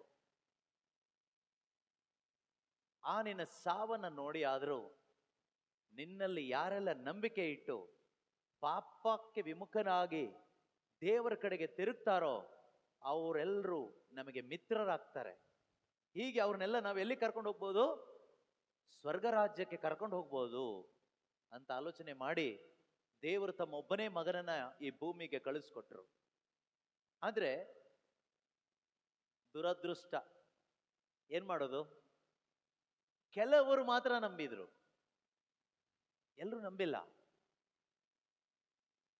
ಕ್ರಿಶ್ಚಿಯನ್ಸ್ ಎಲ್ಲ ನಂಬದವರು ಅಂತ ಅಲ್ಲ, ಅವ್ರು ಸುಮ್ಮನೆ ಜಾತಿಯಲ್ಲಿ ಸೇರ್ಕೊಬಿಟ್ಟಿದ್ದಾರೆ. ಹೇಗೋ ಅವ್ರ ಅಪ್ಪ ಅಮ್ಮ ಕ್ರಿಶ್ಚಿಯನ್ ಆಗಿದ್ರು. ಕೆಲವ್ರು ಹೇಳ್ತಾರಲ್ವಾ, ನಾವು ತಾತನ ಕಾಲದಿಂದಾನೇ ಕ್ರಿಶ್ಚಿಯನ್ ಆಗಿದ್ದೀವಿ, ನಮ್ಮ ಅಪ್ಪ ಅಮ್ಮನ ಕಾಲದಿಂದನೂ ಕ್ರಿಶ್ಚಿಯನ್ನೇ. ಆ ರೀತಿಯಲ್ಲಿ ಒಂದು ಕ್ರೈಸ್ತ ಧರ್ಮದಲ್ಲಿ ಇದ್ದು ಕ್ರೈಸ್ತ ಸಂಪ್ರದಾಯಗಳನ್ನ ಮಾಡಿಕೊಂಡು ಕ್ರಿಶ್ಚಿಯನ್ ಆಗಿ ನಾವೀಗೊಂದು ಜಾತಿಯಲ್ಲಿ ಹೋಗ್ತಾ ಇದ್ದೀವಿ. ಆದ್ರಿಂದ ಏನ್ ಪ್ರಯೋಜನ ಕೇಳಿದ್ರೆ ಪ್ರಯೋಜನ ಇಲ್ಲ. ನಾವು ಕ್ರಿಸ್ತನನ್ನ ನಂಬಿ ಹಗ್ಗ ಹಿಡಿದು ಮೇಲೆ ಬರಬೇಕು, ಪಾಪದಿಂದ ಹೊರಗಡೆ ಬರಬೇಕು. ಯೇಸುನ ನಂಬಿದೀವಿ ಅಂದ್ರೆ ಅದರ ಅರ್ಥ ಏನ್ ಗೊತ್ತಾ? ನಾವು ಪಾಪದಿಂದ ಹೊರಗಡೆ ಬಂದಿರ್ತೀವಿ, ನಮಗೊಂದು ಹೊಸ ಒಂದು ಜೀವ ನಮಗೆ ಸಿಗುತ್ತೆ. ಯೇಸುವನ್ನ ನಂಬಿದ್ರೆ ಏನ್ ಸಿಗುತ್ತೆ ಕೇಳಿದ್ರೆ ಜೀವ ಸಿಗುತ್ತೆ. ನೀವು ಯೇಸುನ ನಂಬದವರಾದ್ರೆ ಅದರ ಅರ್ಥ ಏನ್ ಗೊತ್ತಾ? ದೇವರು ನಿಮ್ಗೊಂದು ಹೊಸ ಜೀವ ಕೊಡ್ತಾರೆ. ಯಾರೆಲ್ಲ ಅವ್ರನ್ನ ನಂಬಿದಾರೋ ಅವ್ರಿಗೆ ಹೊಸ ಜೀವ ಕೊಡ್ತಾರೆ. ಕೆಲವೊಂದು ವಾಕ್ಯಗಳ ಮುಖಾಂತರ ನಾವು ನೋಡೋಣ. ಈಗ ಹೇಳಿದ್ದೆಲ್ಲ ವಾಕ್ಯನೇ, ಆದ್ರೂ ಕೂಡ ನಿಮ್ಮಲ್ಲಿ ಕೆಲವರು ಬೈಬಲ್ ತಂದಿರ್ಬೋದು. ತಂದಿದ್ದೀರಾ? ಓಕೆ, ಪರವಾಗಿಲ್ಲ. ನೆಕ್ಸ್ಟ್ ಟೈಮ್ ಏನಾದರೂ ಧ್ಯಾನ ಅಂತ ಇದ್ರೆ ಬೈಬಲ್ ಓದೋರು ಬೈಬಲ್ ತಗೊಂಡು ಬನ್ನಿ, ಆಗ ಅದು ನಿಮ್ಗೆ ಉಪಯೋಗ ಆಗುತ್ತೆ. ನಿಮಗೂ ಕೂಡ ಸ್ವರ್ಗಕ್ಕೆ ಹೋಗ್ಲಿಕ್ಕೆ ಒಂದು ಚಾನ್ಸ್ ದೇವ್ರು ಕೊಟ್ಟಿದ್ದಾರೆ. ಯಾರನ್ನೂ ಹೊತ್ಕೊಂಡು ಹೋಗೋದಿಲ್ಲ ದೇವರು, ಆಯ್ತಾ? ಈಗ ಉದಾಹರಣೆ, ನೀವು ಚರ್ಚಿಗೆ ಬಂದಿಲ್ಲ ಅಂದ್ರೆ ನಿಮ್ಮ ಧರ್ಮ ಕೇಂದ್ರದ ಗುರುಗಳು ಮನೆಗೆ ಬಂದು ಎಳ್ಕೊಂಡು ಬರ್ಬೋದು, ಇಲ್ಲ ಸಿಸ್ಟರ್ಸ್ ಬಂದು ಮನೆಗೆ ಹುಡುಕಿ ಎಳ್ಕೊಂಡು ಬರ್ಬೋದು. ಚರ್ಚಿಗೆ ಯಾಕೆ ಬರ್ತಾ ಇಲ್ಲ, ಕ್ಯಾಟಗಿಸಮ್ಗೆ ಯಾಕೆ ಬರ್ತಾ ಇಲ್ಲ, ಬಾ ಅಂತ. ಸ್ವರ್ಗದಲ್ಲಿ ಆ ಥರ ಯಾರನ್ನೂ ಎಳ್ಕೊಂಡು ಹೋಗಲ್ಲ ದೇವರು. ನೀನು ಯಾಕೆ ಸ್ವರ್ಗಕ್ಕೆ ಬಂದಿಲ್ಲ, ಬಾರೋ ಅಂತ ಎಳ್ಕೊಂಡು ಹೋಗೋ ಸಿಸ್ಟಮ್ ಇಲ್ಲ. ಅದು ಇಲ್ಲಿ ಈ ಎಳ್ಕೊಂಡು ಹೋಗೋದೆಲ್ಲ ಈ ಪ್ರಪಂಚದಲ್ಲಿ ಮಾತ್ರನೇ. ಶಾಲೆಗೆ ಬಂದಿಲ್ಲ ಅಂದ್ರೆ ಟೀಚರ್ಸ್ ಏನ್ ಮಾಡ್ತಾರೆ, ಮನೆಗೆ ಬಂದು ಎಳ್ಕೊಂಡು ಹೋಗ್ತಾರೆ, ಇಲ್ಲ ಯಾರಾದ್ರೂ ಹೊತ್ಕೊಂಡು ಹೋಗ್ತಾರೆ. ಆದ್ರೆ ಸ್ವರ್ಗ ರಾಜ್ಯಕ್ಕೆ ದೇವರು ಯಾರನ್ನು ಎಳ್ಕೊಂಡು ಹೋಗಲ್ಲ. ಎಲ್ಲರಿಗೂ ಆಹ್ವಾನ ಇದೆ, ಎಲ್ಲರಿಗೂ ಆಹ್ವಾನ ಇದೆ. ಒಳ್ಳೆಯವರಿಗೂ ಕೆಟ್ಟವರಿಗೂ, ಕ್ರೈಸ್ತರಿಗೂ ಕ್ರೈಸ್ತರ ಅಲ್ಲದೆ ಇದ್ದವರಿಗೂ, ಚರ್ಚಿಗೆ ಬರುವವರಿಗೂ ಬಾರದೇ ಇದ್ದವರಿಗೂ, ಎಲ್ಲ ಮನುಷ್ಯನಿಗೂ ಎಲ್ಲಿಗೆ ಆಹ್ವಾನ ಇದೆ? ಸ್ವರ್ಗಕ್ಕೆ ಆಹ್ವಾನ ಇದೆ. ಯಾರು ಬೇಕಾದರೂ ಹೋಗ್ಬೋದು, ಆದರೆ ಕಂಡೀಷನ್ ಇದೆ. ಇಷ್ಟ ಬಂದಂಗೆ ನಾನು ಬದುಕ್ತೀನಿ, ಇಲ್ಲಿ ತಿಂದು ಕುಡ್ದು ಮಜಾ ಮಾಡಿ ಏನೇನು ಬೇಕೋ ಅದೆಲ್ಲ ಮಾಡಿ ಭಾನುವಾರ ಚರ್ಚಿಗೆ ಬಂದು ಬದುಕ್ತೀನಿ, ಸತ್ತ ಮೇಲೆ ಸ್ವರ್ಗಕ್ಕೆ ಬಂದ್ಬಿಡ್ತೀನಿ ಅಂದ್ರೆ ಹೋಗಕ್ಕಾಗಲ್ಲ. ಸ್ವರ್ಗಕ್ಕೆ ಹೋಗೋದಾದ್ರೆ ದೇವರೊಂದು ದಾರಿ ಇಟ್ಟಿದ್ದಾರೆ. ಆ ದಾರಿಯಲ್ಲಿ ಹೋದ್ರೆ ಮಾತ್ರನೇ ಪ್ರೀತಿಯ ಸಹೋದರ ಸಹೋದರಿಯರೇ, ಆ ಸ್ವರ್ಗ ರಾಜ್ಯಕ್ಕೆ, ಆ ಅಮರ ಜೀವಕ್ಕೆ ನಮಗೆ ಹೋಗ್ಲಿಕ್ಕಾಗುತ್ತೆ. ಅಲ್ಲಿಗೆ ಹೋಗದೆ ಇದ್ರೆ ಈ ಲೋಕದಲ್ಲಿ ನಾವು ಮಾಡುವ ಪ್ರಾರ್ಥನೆಗಳಿಂದ ಏನ್ ಪ್ರಯೋಜನ? ನಾವು ಭಾನುವಾರ ಚರ್ಚಿಗೆ ಬಂದು ಸ್ವರ್ಗಕ್ಕೆ ಹೋಗದೆ ಇದ್ರೆ ಏನ್ ಪ್ರಯೋಜನ ಆಯ್ತು? ಕೊನೆಗೆ ಅಲ್ಲಿ ಹೋಗ್ಬೇಕಲ್ವಾ, ಅಲ್ಲಿ ತಲುಪಬೇಕಲ್ವಾ? ಆ ಜೀವನ ಇಲ್ಲದೆ ಇದ್ರೆ ಈ ಜೀವನ ವ್ಯರ್ಥ ಅಲ್ವಾ? ಈ ಧ್ಯಾನ ಯಾಕೆ? ತಪಸ್ಸು ಕಾಲ ಯಾಕೆ? ನಾವು ಅಲ್ಲಿಗೆ ಹೋಗ್ಲಿಕ್ಕೋಸ್ಕರ ಇರುವ ಒಂದು ಪ್ರಯತ್ನ. ಆ ಇಕ್ಕಟ್ಟಾದ ದಾರಿಯಲ್ಲಿ ಅಲ್ವಾ. ಅದು ಪ್ರಾರಂಭ ಆಗೋದು ಎಲ್ಲಿ ಕೇಳಿದ್ರೆ ಯೇಸು ಕ್ರಿಸ್ತನಲ್ಲಿ ವಿಶ್ವಾಸ ಇಟ್ಟಾಗ. ನಾನು ಅವಾಗಲೇ ಹೇಳಿದ್ನಲ್ಲ, ಬಾವಿಗೆ ಬಿದ್ದ 4 ಜನರಲ್ಲಿ 3 ಜನ ಹಗ್ಗ ಹಿಡ್ಕೊಂಡ್ರು. ಯಾರೆಲ್ಲ ಹಗ್ಗನ ಹಿಡ್ಕೊಂಡ್ರೋ ಮೇಲಿದ್ದವ್ರು ಎತ್ಕೊಂಡ್ರು. ಯಾರ ಹಗ್ಗನ ಹಿಡ್ಕೊಳ್ಳಿಲ್ವೋ ಅವನ ಅಲ್ಲೇ ಇದ್ದ. ಕಾಪಾಡಿ ಕಾಪಾಡಿ ಅಂತ ಹೇಳ್ಬಿಟ್ಟು ಬಾಯಿ ಬಡ್ಕೊಂಡ್ರೆ ಏನ್ ಪ್ರಯೋಜನ ಇಲ್ಲ. ಹಗ್ಗ ಹಿಡ್ಕೋಬೇಕು. ಹಗ್ಗ ಹಿಡ್ಕೊಳ್ಳೋದಷ್ಟೇ ನಮ್ಮ ಕೆಲಸ. ಅಂದ್ರೆ ಯೇಸು ಕ್ರಿಸ್ತನಲ್ಲಿ ನಂಬಿಕೆ ಇಟ್ರೆ ಸಾಕು. ಅದಕ್ಕೆ ಯೇಸು ಹೇಳಿದ್ದು, ಸ್ವರ್ಗದಿಂದ ಇಳಿದು ಬಂದ ಜೀವವುಳ್ಳ ರೊಟ್ಟಿ ನಾನು. ಯೇಸು ಭೂಮಿಯಿಂದ ಇಳಿದು ಬಂದವರಲ್ಲ, ಸ್ವರ್ಗದಿಂದ ಇಳಿದು ಬಂದವರು. ಯಾರೆಲ್ಲ ಅವ್ರನ್ನ ಹಿಡ್ಕೊಳ್ತಾರೋ, ಅಂದ್ರೆ ಅವರಲ್ಲಿ ವಿಶ್ವಾಸ ಇಡ್ತಾರೋ, ಯೇಸು ಬಂದಿದ್ದು ಯಾರಿಗೋಸ್ಕರ? ನನಗೋಸ್ಕರ, ನನ್ನ ಪಾಪಗಳಿಗೆ ಪರಿಹಾರ ಮಾಡ್ಲಿಕ್ಕೋಸ್ಕರ. ಯೇಸು ಕ್ರಿಸ್ತರು ಬಂದಿದ್ದು ನನ್ನನ್ನ ರಕ್ಷಣೆ ಮಾಡೋದಕ್ಕೋಸ್ಕರ. ಯೇಸು ಕ್ರಿಸ್ತರು ಬಂದಿದ್ದು ನನ್ನನ್ನ ಮೇಲಕ್ಕೆತ್ತಲಿಕ್ಕೋಸ್ಕರ. ಯೇಸು ಕ್ರಿಸ್ತರು ಬಂದಿದ್ದು ನನ್ನನ್ನ ದೇವರ ಮಗನಾಗಿ ಮಗಳಾಗಿ ಮಾಡ್ಲಿಕ್ಕೋಸ್ಕರ. ಯೇಸು ಕ್ರಿಸ್ತರು ಬಂದಿದ್ದು ನನಗೆ ಪವಿತ್ರಾತ್ಮನನ್ನ ಕೊಡ್ಲಿಕ್ಕೋಸ್ಕರ, ಹೊಸ ಜೀವ ಕೊಡ್ಲಿಕ್ಕೋಸ್ಕರ. ಯೇಸು ಕ್ರಿಸ್ತರು ಬಂದಿದ್ದು ನನ್ನನ್ನ ಪರಲೋಕಕ್ಕೆ ಕೊಂಡೊಯ್ಯಲಿಕ್ಕೋಸ್ಕರ. ಇದನ್ನ ನೀನು ನಂಬೋದಾದ್ರೆ, ಇದನ್ನ ಯಾರೆಲ್ಲ ನಂಬ್ತಾರೋ ಅವರಿಗೆ ದೇವರು ಒಂದು ಹೊಸ ಜೀವ ಕೊಡ್ತಾರೆ, ಒಂದು ಹೊಸ ಲೈಫ್ ಕೊಡ್ತಾರೆ. ಯೋವಾನನು ಬರೆದಂತ ಶುಭ ಸಂದೇಶ ಅಧ್ಯಾಯ 1 ನಾವು ಓದ್ತೀವಿ. ಯೋವಾನನು ಬರೆದ ಶುಭ ಸಂದೇಶ ಅಧ್ಯಾಯ 1 ವಾಕ್ಯ 12 ಮತ್ತು 13 ನಾವು ಓದ್ತೀವಿ. ಕೆಲವರಾದರೂ ಅವರನ್ನು ಬರಮಾಡಿಕೊಂಡರು. ಅಂಥವರಿಗೆ ಅಂದರೆ ಅವರಲ್ಲಿ ವಿಶ್ವಾಸ ಇಟ್ಟವರಿಗೆ ದೇವರ ಮಕ್ಕಳಾಗುವ ಹಕ್ಕನ್ನು ಅವರು ಕೊಟ್ಟರು. ಏನ್ ಕೊಟ್ರು? ಇದೊಂದು ಸಾಧಾರಣ ವಿಷಯ ಅಲ್ಲ. ದೇವರ ಮಕ್ಕಳು ಅಥವಾ ದೇವರ ಮಗನಾಗುವ ಒಂದು ಹಕ್ಕು, ಒಂದು ಸ್ವಾತಂತ್ರ್ಯ, ಒಂದು ಸೌಭಾಗ್ಯ, ಒಂದು ಅವಕಾಶ ವಿಶ್ವಾಸ ಇಟ್ಟವನಿಗೆ ಸಿಗುತ್ತೆ. ನೋಡಿ, ಕೆಲವು ಟೈಮ್ ಈ ಊರಲ್ಲಿ ತುಂಬಾ ಶ್ರೀಮಂತ ಯಾರಾದ್ರೂ ಇದ್ರೆ, ನಾವು ತುಂಬಾ ಬಡವ ಕುಟುಂಬದಲ್ಲಿ ಹುಟ್ಟಿದ್ರೆ, ನಮ್ಮಪ್ಪ ಹುಡುಕ, ನಮ್ಮಮ್ಮ ಇನ್ಯಾರದೋ ಜೊತೆಗೆ ಬದುಕ್ತಾ ಇದ್ದಾಳೆ, ಜೀವನದಲ್ಲಿ ಸಮಾಧಾನ ಇಲ್ಲ, ನೆಮ್ಮದಿ ಇಲ್ಲ. ಆದ್ರೆ ಊರಿನಲ್ಲಿ ಒಬ್ಬ ಶ್ರೀಮಂತ ಇದ್ದಾನೆ, ತಂದೆ ತಾಯಿ ತುಂಬಾ ಚೆನ್ನಾಗಿದ್ದಾರೆ. ನಮ್ಗೆ ಅವ್ರನ್ನ ನೋಡುವಾಗೆಲ್ಲ ಏನನ್ಸುತ್ತೆ ಗೊತ್ತಾ? ನಾನಾ ಮನೇಲಿ ಯಾಕೆ ಹುಟ್ಟಿಲ್ಲ, ನಾನು ಅವರಿಗೆ ಮಗನಾಗಿ ಯಾಕೆ ಹುಟ್ಟಿಲ್ಲ, ಅವ್ರು ನಮ್ಮ ಅಪ್ಪ ಅಮ್ಮ ಆಗಿದ್ರೆ ಎಷ್ಟು ಚೆನ್ನಾಗಿರ್ತಿತ್ತು ಅಂತ ಮನಸ್ಸೊಳಗಡೆ ಅಂದ್ಕೊಳ್ತೀವಿ. ಒಂದು ವೇಳೆ ಅವ್ರೇನಾದ್ರೂ ನಿಮಗೆ ದಾರಿ ಮೇಲೆ ಹೋಗ್ಬೇಕಾದ್ರೆ ಸಿಕ್ಕಿ, ನೋಡಪ್ಪ, ನಾಳೆಯಿಂದ ನೀನ್ ನಮ್ಮ ಮನೆಗೆ ಬರ್ತೀಯ, ನಮ್ಮ ಮನೇಲಿ ಇರ್ತೀಯ, ಆದ್ರೆ ಒಂದು ಕಂಡೀಷನ್, ನೀನ್ ಇರೋದಾದ್ರೆ ಮಗನಾಗಿರ್ಬೇಕು. ನಮ್ಮ ಮನೇಲಿ ಇರೋದಾದ್ರೆ, ನನ್ನ ಮಗನಾಗಿ ನೀನ್ ಇರೋದಾದ್ರೆ ಮನೆಗೆ ಬಾ, ನಾನು ನಿನ್ನ ಮಗನ್ ತರ ನೋಡ್ಕೊಳ್ತೀನಿ, ನಾನು ನಿನಗಪ್ಪ, ನೀನ್ ನನಗೆ ಮಗ. ಆ ಸಂಬಂಧದಲ್ಲಿ ಇರ್ಲಿಕ್ಕೆ ಬರ್ತೀಯಾ ಕೇಳಿದ್ರೆ ಅವನೇನ್ ಮಾಡ್ತಾನೆ? ಆ ಚಾನ್ಸ್ ಅವನಿಗೆ ಏನಾದ್ರೂ ಸಿಕ್ಕಿದ್ರೆ ಏನ್ ಮಾಡ್ತಾನೆ? ಇದಕ್ಕಿಂತ ದೊಡ್ಡ ಸೌಭಾಗ್ಯ, ಬ್ಲೆಸ್ಸಿಂಗ್ ಇನ್ನೇನಿದೆ? ನಮ್ಮಪ್ಪ ಕುಡಿದು ಕುಡಿದು ಕುಡಿದು ಕುಡಿದು ಬೀದಿನಲ್ಲಿ ಮಲಗ್ತಾನೆ, ಅಮ್ಮ ಇನ್ನೊಬ್ಬನ ಜೊತೆಗೆ ಸಂಸಾರ ಮಾಡ್ತಾ ಇದ್ದಾಳೆ, ಕುಟುಂಬದಲ್ಲಿ ನೆಮ್ಮದಿ ಇಲ್ಲ, ತಿನ್ಲಿಕ್ಕಿಲ್ಲ, ಹಾಕೊಳ್ಳಿಕ್ ಬಟ್ಟೆ ಇಲ್ಲ, ಕುಡಿಲಿಕ್ಕೆ ಒಳ್ಳೆ ನೀರಿಲ್ಲ, ಮಲಗ್ಲಿಕ್ಕೆ ಒಂದು ಜಾಗ ಇಲ್ಲ. ಇಂಥ ಒಂದು ಅಸಹ್ಯವಾದ ಜೀವನ ಜೀವಿಸ್ತಾ ಇರುವಾಗ ನಾನು ಆಸೆ ಪಟ್ಟ ಹಾಗೆ ಒಬ್ಬ ಮನುಷ್ಯ ಮಗನಾಗಿ ಬಂದಿರು ನನ್ನ ಮನೆಯಲ್ಲಿ ಅಂತ ಹೇಳುವಾಗ ನಾವೇನ್ ಮಾಡ್ತೀವಿ? ಎಲ್ಲವನ್ನ ಬಿಟ್ಟು ಓಡಿ ಹೋಗ್ತೀವಿ. ಆದ್ರೆ ಅದೊಂದು ಮನುಷ್ಯ ಕರೆದಿರೋದು. ಆದ್ರೆ ಇಲ್ಲಿ ಭೂಮಿಯನ್ನು, ಸ್ವರ್ಗವನ್ನು, ಸಕಲವನ್ನ ಸೃಷ್ಟಿ ಮಾಡಿದಂತ ಸೃಷ್ಟಿಕರ್ತನಾದ ದೇವರು ಪಾಪಿಗಳಾದ ನಮ್ಮೆಲ್ರಿಗೂ, ನನಗೂ ನಿಮಗೂ ಒಂದು ದೊಡ್ಡ ಸೌಭಾಗ್ಯ, ಒಂದು ದೊಡ್ಡ ಆಫರ್, ದೊಡ್ಡ ಒಂದು ಅವಕಾಶ ಕೊಡ್ತಾ ಇದ್ದಾರೆ. ಏನ್ ಗೊತ್ತಾ? ಬಂದು ನನ್ನ ಮಗನಾಗಿ ಇರೋದಾದ್ರೆ ಇರು, ನನ್ನ ಮಗಳಾಗಿ ಇರೋದಾದ್ರೆ ಇರು, ನಿನಗೊಂದು ಚಾನ್ಸ್ ಫ್ರೀ, ನಾನೇನು ಕೇಳಲ್ಲ, ನೀನೇನು ಮಾಡೋದು ಬೇಕಾಗಿಲ್ಲ. ಆದ್ರೆ ಒಂದು, ನಾನು ಕಳುಹಿಸಿ ಕೊಟ್ಟಾತನಲ್ಲಿ ನೀನು ವಿಶ್ವಾಸ ಇಡಬೇಕು, ಅಥವಾ ನನ್ನ ಏಕೈಕ ಪುತ್ರನಲ್ಲಿ ನೀನು ನಂಬಿಕೆ ಇಡಬೇಕು, ಯೇಸು ಕ್ರಿಸ್ತನಲ್ಲಿ ನೀನು ವಿಶ್ವಾಸ ಇಡಬೇಕು. ಏನಂತ ವಿಶ್ವಾಸ ಇಡಬೇಕು? ಯೇಸು ನನ್ನ ಕಾಯಿಲೆ ಎಲ್ಲ ವಾಸಿ ಮಾಡ್ತಾರೆ ಅಂತನಾ? ಅಲ್ಲ. ಯೇಸು ನನ್ನ ಸಾಲ ಎಲ್ಲ ತೀರಿಸ್ತಾರೆ ಅಂತನಾ? ಅಲ್ಲ. ಯೇಸು ಕ್ರಿಸ್ತರು ನಾಳೆ ನಮಗೆ ಹೊಸ ಮನೆ ಕಟ್ಟಿ ಕೊಡ್ತಾರೆ ಅಂತನಾ? ಅಲ್ಲ. ಯೇಸು ಕ್ರಿಸ್ತರು ಒಳ್ಳೆ ಮಳೆ ಬೆಳೆ ಕೊಡ್ತಾರೆ ಅಂತನಾ? ಅಲ್ಲ. ಈ ವಿಶ್ವಾಸದಿಂದ ನಿನಗೆ ನಿತ್ಯ ಜೀವ ಸಿಗಲ್ಲ. ಮಳೆ ಸಿಗುತ್ತೆ, ಬೆಳೆ ಸಿಗುತ್ತೆ, ರೋಗ ಸೌಖ್ಯ ಸಿಗುತ್ತೆ, ಸಾಲ ತೀರುತ್ತೆ, ಆದರೆ ಇದೆಲ್ಲ ನಾಶವಾಗಿ ಹೋಗುತ್ತೆ. ಇದು ನಿನ್ನನ್ನು ಸ್ವರ್ಗಕ್ಕೆ ಕೊಂಡೊಯ್ಯೋದಿಲ್ಲ. ಮತ್ತೆ ಏನಂತ ವಿಶ್ವಾಸ ಇಡಬೇಕು? ಯೇಸು ಕ್ರಿಸ್ತರು ನನಗೆ ಪಾಪ ಕ್ಷಮೆಯನ್ನ ಕೊಟ್ಟಿದ್ದಾರೆ.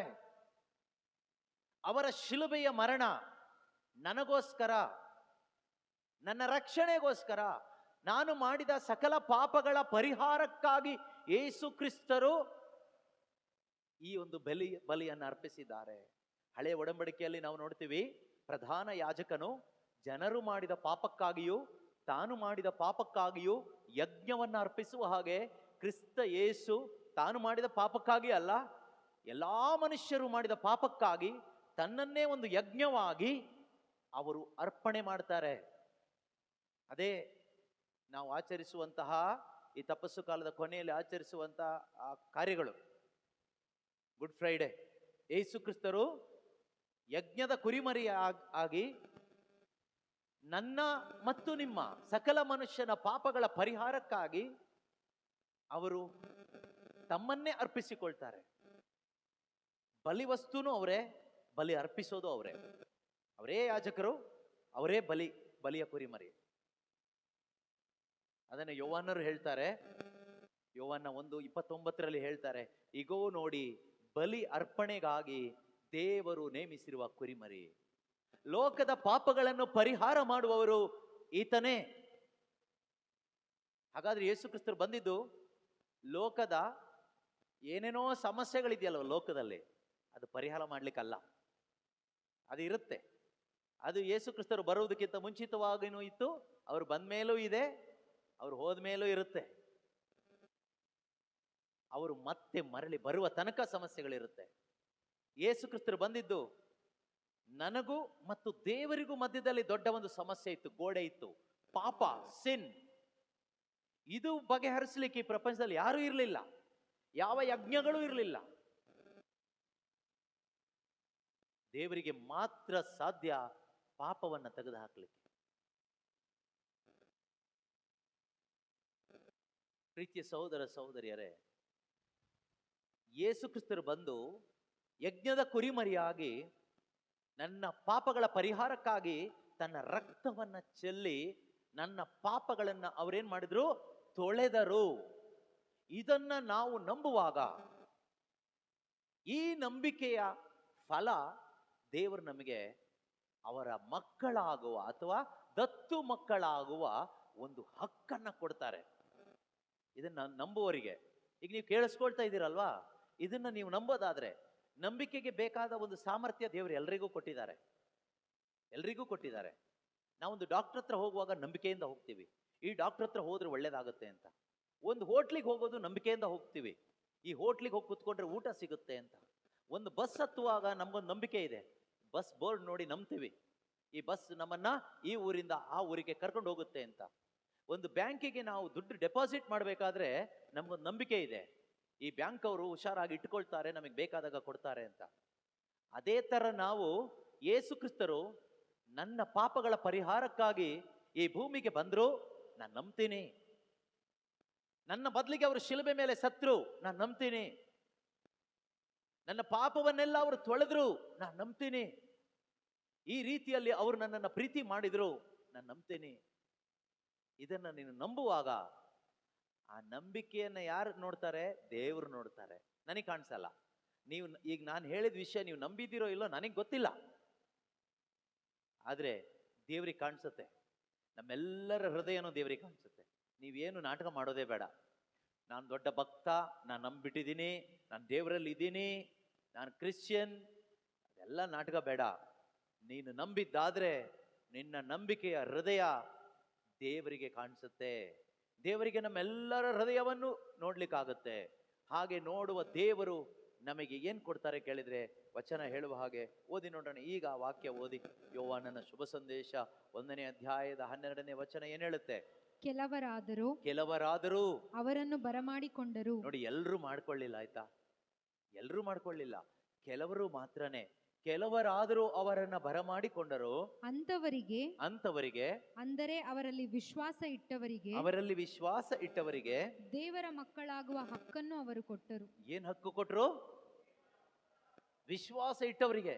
ಈಗ ನಾನು ಏನ್ ಹೇಳಿದ್ನೋ, ಈ ಕಾರ್ಯದಲ್ಲಿ ನಂಬಿಕೆ ಇಟ್ಟವರಿಗೆ ದೇವರ ಮಕ್ಕಳಾಗುವ ಹಕ್ಕು.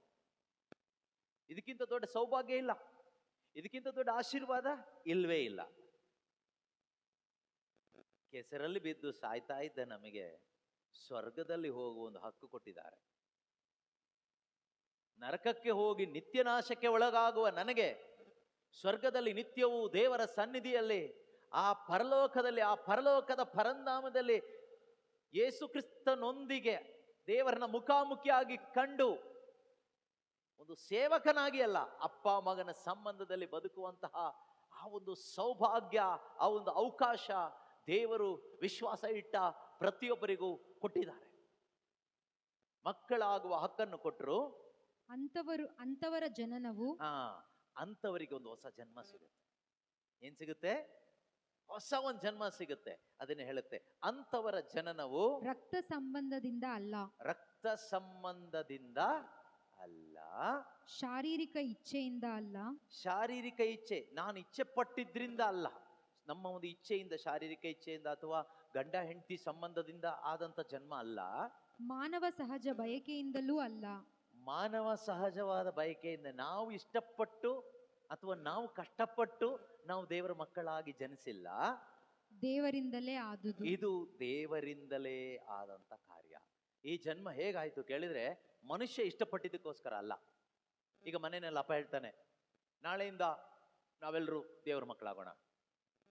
ಅಪ್ಪ ಹೇಳಿದ್ದಕ್ಕೆ ಯಾರು ದೇವ್ರ ಮಕ್ಕಳಾಗಲ್ಲ. ಅರ್ಥಾಗ್ತಿದ್ಯಾ? ಗಂಡ ಹೆಂಡತಿ ಇಬ್ರು ಯೋಚನೆ ಮಾಡ್ತಾರೆ, ನಮಗೆ ಒಂದು 3 ಜನ ದೇವ್ರ ಮಕ್ಕಳನ್ನ ಸೃಷ್ಟಿ ಮಾಡ್ಬಿಡೋಣ ಅಂತ ಹೇಳ್ಬಿಟ್ಟು ದೇವ್ರ ಮಕ್ಕಳನ್ನ ರೆಡಿ ಮಾಡಕ್ ಅವ್ರಿಗಾಗಲ್ಲ.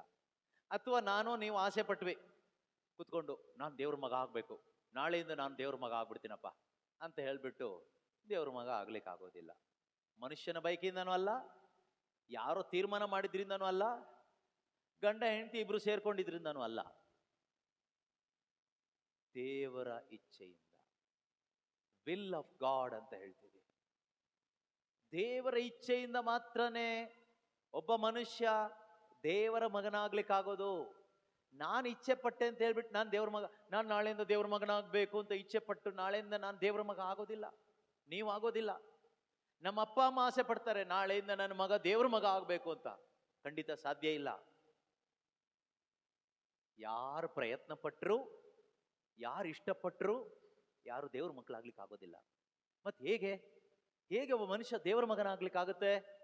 ದೇವರು ಕಳಿಸಿಕೊಟ್ಟ ದೇವರ ಒಬ್ಬನೇ ಮಗನಾದ ಯೇಸು ಕ್ರಿಸ್ತನಲ್ಲಿ ಯಾರೆಲ್ಲ ವಿಶ್ವಾಸ ಇಡ್ತಾರೋ, ವಿಶ್ವಾಸ ಇಟ್ಟ ಪ್ರತಿಯೊಬ್ಬರ ಹೃದಯವನ್ನು ನೋಡುವಂತ ದೇವರು, ಇವನ ವಿಶ್ವಾಸ ನೋಡ್ತಾ ಇದ್ದೀನಿ, ಇವಳ ವಿಶ್ವಾಸ ನನಗೆ ಕಾಣಿಸ್ತಾ ಇದೆ, ಸರಿಯಾದ ವಿಶ್ವಾಸ ಇಟ್ಟಿದ್ದಾರೆ. ವಿಶ್ವಾಸ ಇಟ್ಟರೆ ಹೇಗೆ ಗೊತ್ತಾಗುತ್ತೆ ವಿಶ್ವಾಸ ಇಟ್ಟಿದ್ದೀನಿ ಅನ್ನೋದಕ್ಕೆ? ನಮ್ಮ ಹೃದಯದಲ್ಲಿ ಒಂದು ಮಾನಸಾಂತರ ಬರುತ್ತೆ. ನಮ್ಮ ಹೃದಯ ಇದೆಯಲ್ವಾ, ದೇವ್ರೇ ನೀನು ಇಷ್ಟೊಂದು ನನ್ನನ್ನು ಪ್ರೀತಿ ಮಾಡ್ತಾ ಇದೀಯಾ, ನನ್ನ ಮೇಲಿರೋ ಪ್ರೀತಿಯಿಂದ ನಿನ್ನ ಒಬ್ಬನೇ ಮಗನನ್ನು ನನ್ನ ಪಾಪಗಳ ಪರಿಹಾರಕ್ಕಾಗಿ ಕಳಿಸಿಕೊಟ್ಟಿದ್ಯಾ ಸ್ವಾಮಿ. ಪಾಪದ ಕೆಸರಲ್ಲಿ ಬಿದ್ದನ್ನ ನನ್ನನ್ನ ಮೇಲೆ ಕೆತ್ತಲಿಕ್ಕೆ ನೀನೇ ಈ ಭೂಮಿಗೆ ಮನುಷ್ಯನಾಗಿ ಇಳಿದು ಬಂದಿಯಾ ಕರ್ತನೇ. ಇಷ್ಟೊಂದು ನನ್ನನ್ನು ನೀನು ಪ್ರೀತಿ ಮಾಡಿದ್ಯಾ. ನನ್ನ ಕುಟುಂಬದವರು ನನ್ನನ್ನು ವೇಸ್ಟ್ ಅಂತ ಬಿಸಾಡಿದ್ರು, ಎಲ್ಲರೂ ನನ್ನನ್ನು ತಳ್ಳಿಬಿಟ್ರು, ಆದ್ರೆ ನೀನು ಮಾತ್ರ ನನ್ನನ್ನು ಹುಡುಕಿಕೊಂಡು ಈ ಪಾಪಿಯಾದ ನನ್ನನ್ನ, ಈ ಕೆಟ್ಟವನಾದ ನನ್ನನ್ನ, ಈ ಕುಡುಕನಾದ ನನ್ನನ್ನ, ಈ ವ್ಯಭಿಚಾರಿಯಾದ ನನ್ನನ್ನ, ಈ ವಿಗ್ರಹಾರಾಧಕನಾದ ನನ್ನನ್ನ, ಈ ಸ್ವಾರ್ಥಿಯಾದ ನನ್ನನ್ನ, ಈ ಅಹಂಕಾರಿಯಾದ ನನ್ನನ್ನ, ಹಣದ ವ್ಯಾಮೋಹಿಯಾದ ನನ್ನನ್ನ ಹುಡುಕಿಕೊಂಡು ಈ ಭೂಮಿಗೆ ನೀನು ಬಂದಿಯಲ್ಲ ಸ್ವಾಮಿ, ನನ್ನನ್ನ ಕಾಪಾಡ್ಲಿಕ್ಕೆ, ಪರಲೋಕಕ್ಕೆ ಕರ್ಕೊಂಡು ಹೋಗ್ಲಿಕ್ಕೆ, ನನ್ನ ಈ ಪಾಪವನ್ನೆಲ್ಲ ತೊಳಿಲಿಕ್ಕೋಸ್ಕರ ಯೇಸುವೆ ನೀನು ರಕ್ತ ಚೆಲ್ಲಿದ್ಯಲ್ಲಪ್ಪ ಎಂದು ಪಶ್ಚಾತ್ತಾಪ ಪಡ್ತೀವಿ. ಪಶ್ಚಾತ್ತಾಪ ಪಟ್ಟು ಏನ್ ಮಾಡ್ತೀವಿ? ದೇವ್ರೇ ನನ್ನನ್ನು ಕಾಪಾಡಪ್ಪ ಅಂತ ದೇವ್ರ ಕಡೆ ತಿರುಗ್ತೀವಿ. ಅದೇ ವಿಶ್ವಾಸ. ಆ ಹೃದಯವನ್ನ ದೇವರು ನೋಡ್ತಾರೆ. ಅದಲ್ಲದೆ ಆಶೀರ್ವಾದ ಮಾಡಪ್ಪ, ಸೌಖ್ಯ ಕೊಡಪ್ಪ, ದುಡ್ಡು ಕೊಡಪ್ಪ, ಮನೆ ಕಟ್ಟಿಸ್ಕೊಡಪ್ಪ, ಸಾಲ ತೀರ್ಸಪ್ಪ, ಇದನ್ನ ನೋಡಿದ ಪ್ರಯೋಜನ ಇಲ್ಲ. ಇದು ಎಲ್ಲರೂ ಕೇಳ್ತಾರೆ. ಆದ್ರೆ ಯೇಸುವೆ, ನೀನು ಇಷ್ಟೊಂದು ನನ್ನನ್ನು ಪ್ರೀತಿ ಮಾಡಿದ್ಯಾ, ನನ್ನನ್ನು ಹುಡ್ಕೊಂಡು ಬಂದಿದ್ಯಾ, ನನಗೋಸ್ಕರ ಶಿಲುಬೆ ಮೇಲೆ ಸತ್ತಿದ್ಯಾ, ಇದರ್ಥ ಇದು ನಂಬಿದಾಗ ಒಬ್ಬನಿಗೆ ಏನ್ ಕೊಡ್ತಾರೆ ದೇವರು? ಅವನ ಮಗನಾಗುವ, ಮಗಳಾಗುವ ಒಂದು ಹಕ್ಕು, ಒಂದು ಅವಕಾಶ, ಒಂದು ಸೌಭಾಗ್ಯ, ಪ್ರಿವಿಲೇಜ್ ಅಂತ ಹೇಳ್ತೀವಿ, ಸೌಭಾಗ್ಯ ಅಂತ ಹೇಳ್ತೀವಿ. ಅದನ್ನ ದೇವರು ನಮಗೆ ಕೊಡ್ತಾರೆ. ಇದಕ್ಕಿಂತ ಶ್ರೇಷ್ಠವಾಗಿದ್ದು ಬೇರೆ ಏನು ಇಲ್ಲ. ಅವರಿಗೆ ಬರೆದಂತ ಪತ್ರಿಕೆಯಲ್ಲಿ 3ನೇ ಅಧ್ಯಾಯದಲ್ಲಿ 26ನೇ ವಚನ ಹೇಳುತ್ತೆ. ಸಂತ ಪೌಲರು ಗಲಾತ್ಯದವರಿಗೆ ಬರೆದ ಪತ್ರಿಕೆ ಅಧ್ಯಾಯ 3 26ನೇ ವಚನ. ಕ್ರಿಸ್ತ ಯೇಸುವಿನಲ್ಲಿ ಇಟ್ಟಿರುವ ವಿಶ್ವಾಸದ ಮೂಲಕ ಯಾರೆಲ್ಲ ಈಗ ಈ ಶುಭವಾರ್ತೆಯನ್ನ ಆಲಿಸಿ, ಈಗೇನು ಹೇಳಿದಿವೋ ಈ ವಿಷಯದಲ್ಲಿ ನಂಬಿಕೆ ಇಟ್ಟು ಯೇಸು ಕ್ರಿಸ್ತನಲ್ಲಿ ವಿಶ್ವಾಸ ಇಟ್ಟಿದಿರೋ, ಯೇಸು ಕ್ರಿಸ್ತನಲ್ಲಿಟ್ಟ ವಿಶ್ವಾಸದ ಮೂಲಕ ನೀವೆಲ್ಲರೂ ದೇವರ ಮಕ್ಕಳಾಗಿದ್ದೀರಿ. ನೀವೆಲ್ಲರೂ ಏನಾಗಿದ್ದೀರಿ? ದೇವರ ಮಕ್ಕಳಾಗಿದ್ದೀರಿ. ಯಾವಾಗ ಒಬ್ಬ ಮನುಷ್ಯ ದೇವರ ಮಗನಾಗೋದು? ಹುಟ್ಟಿದ ತಕ್ಷಣನೇ ದೇವರ ಮಕ್ಕಳ ಅಲ್ಲ, ದೇವರ ಸೃಷ್ಟಿ ಅಷ್ಟೇನೆ. ದೇವರ ಸೃಷ್ಟಿ ಹುಟ್ಟುವಾಗ ನಾವೆಲ್ಲರೂ ದೇವರ ಸೃಷ್ಟಿ ಅಷ್ಟೇನೆ. ದೇವರು ಪ್ರಾಣಿಗಳನ್ನ ಪಕ್ಷಿಗಳನ್ನ ಹೇಗೆ ಸೃಷ್ಟಿ ಮಾಡಿದಾರೋ ಅದೇ ತರ ನಾವು ದೇವರ ಸೃಷ್ಟಿ ಆದ್ವಿ. ಯಾವಾಗ ನಾವು ದೇವರ ಮಕ್ಕಳಾದ್ವಿ? ಯಾವಾಗ ದೇವರ ಮಕ್ಕಳಾದ್ವಿ? ಯಾವಾಗ ನೀವು ಈ ಶುಭ ಸಂದೇಶದಲ್ಲಿ ಯೇಸು ಕ್ರಿಸ್ತನು ನನ್ನ ಬದಲಿಗೆ ಶಿಲುಬೆ ಮೇಲೆ ಸತ್ತಿದ್ದಾರೆ. ಯಾರ ಬದಲಿಗೆ ಸತ್ತಿದ್ದು ಯೇಸು? ನನ್ನ ಬದಲಿಗೆ. ಯಾರ ಪರವಾಗಿ ಸತ್ತಿದ್ದು? ನನ್ನ ಪರವಾಗಿ. ಯಾತಕ್ಕೋಸ್ಕರ ಸತ್ರು? ನನ್ನ ಪಾಪಗಳ ಪರಿಹಾರ ಮಾಡ್ಲಿಕ್ಕೋಸ್ಕರ ಅವರು ಶಿಲುಬೆ ಮೇಲೆ ಸತ್ತಿದ್ದು. ಅವರು ಸುರಿಸಿದ ರಕ್ತದಿಂದ ನನಗೆ ಏನ್ ಸಿಕ್ತು? ಪಾಪ ಕ್ಷಮೆ ಸಿಕ್ತು. ದೇವರು ನನ್ನ ಪಾಪವನ್ನ ಕ್ಷಮಿಸಿದ್ರು.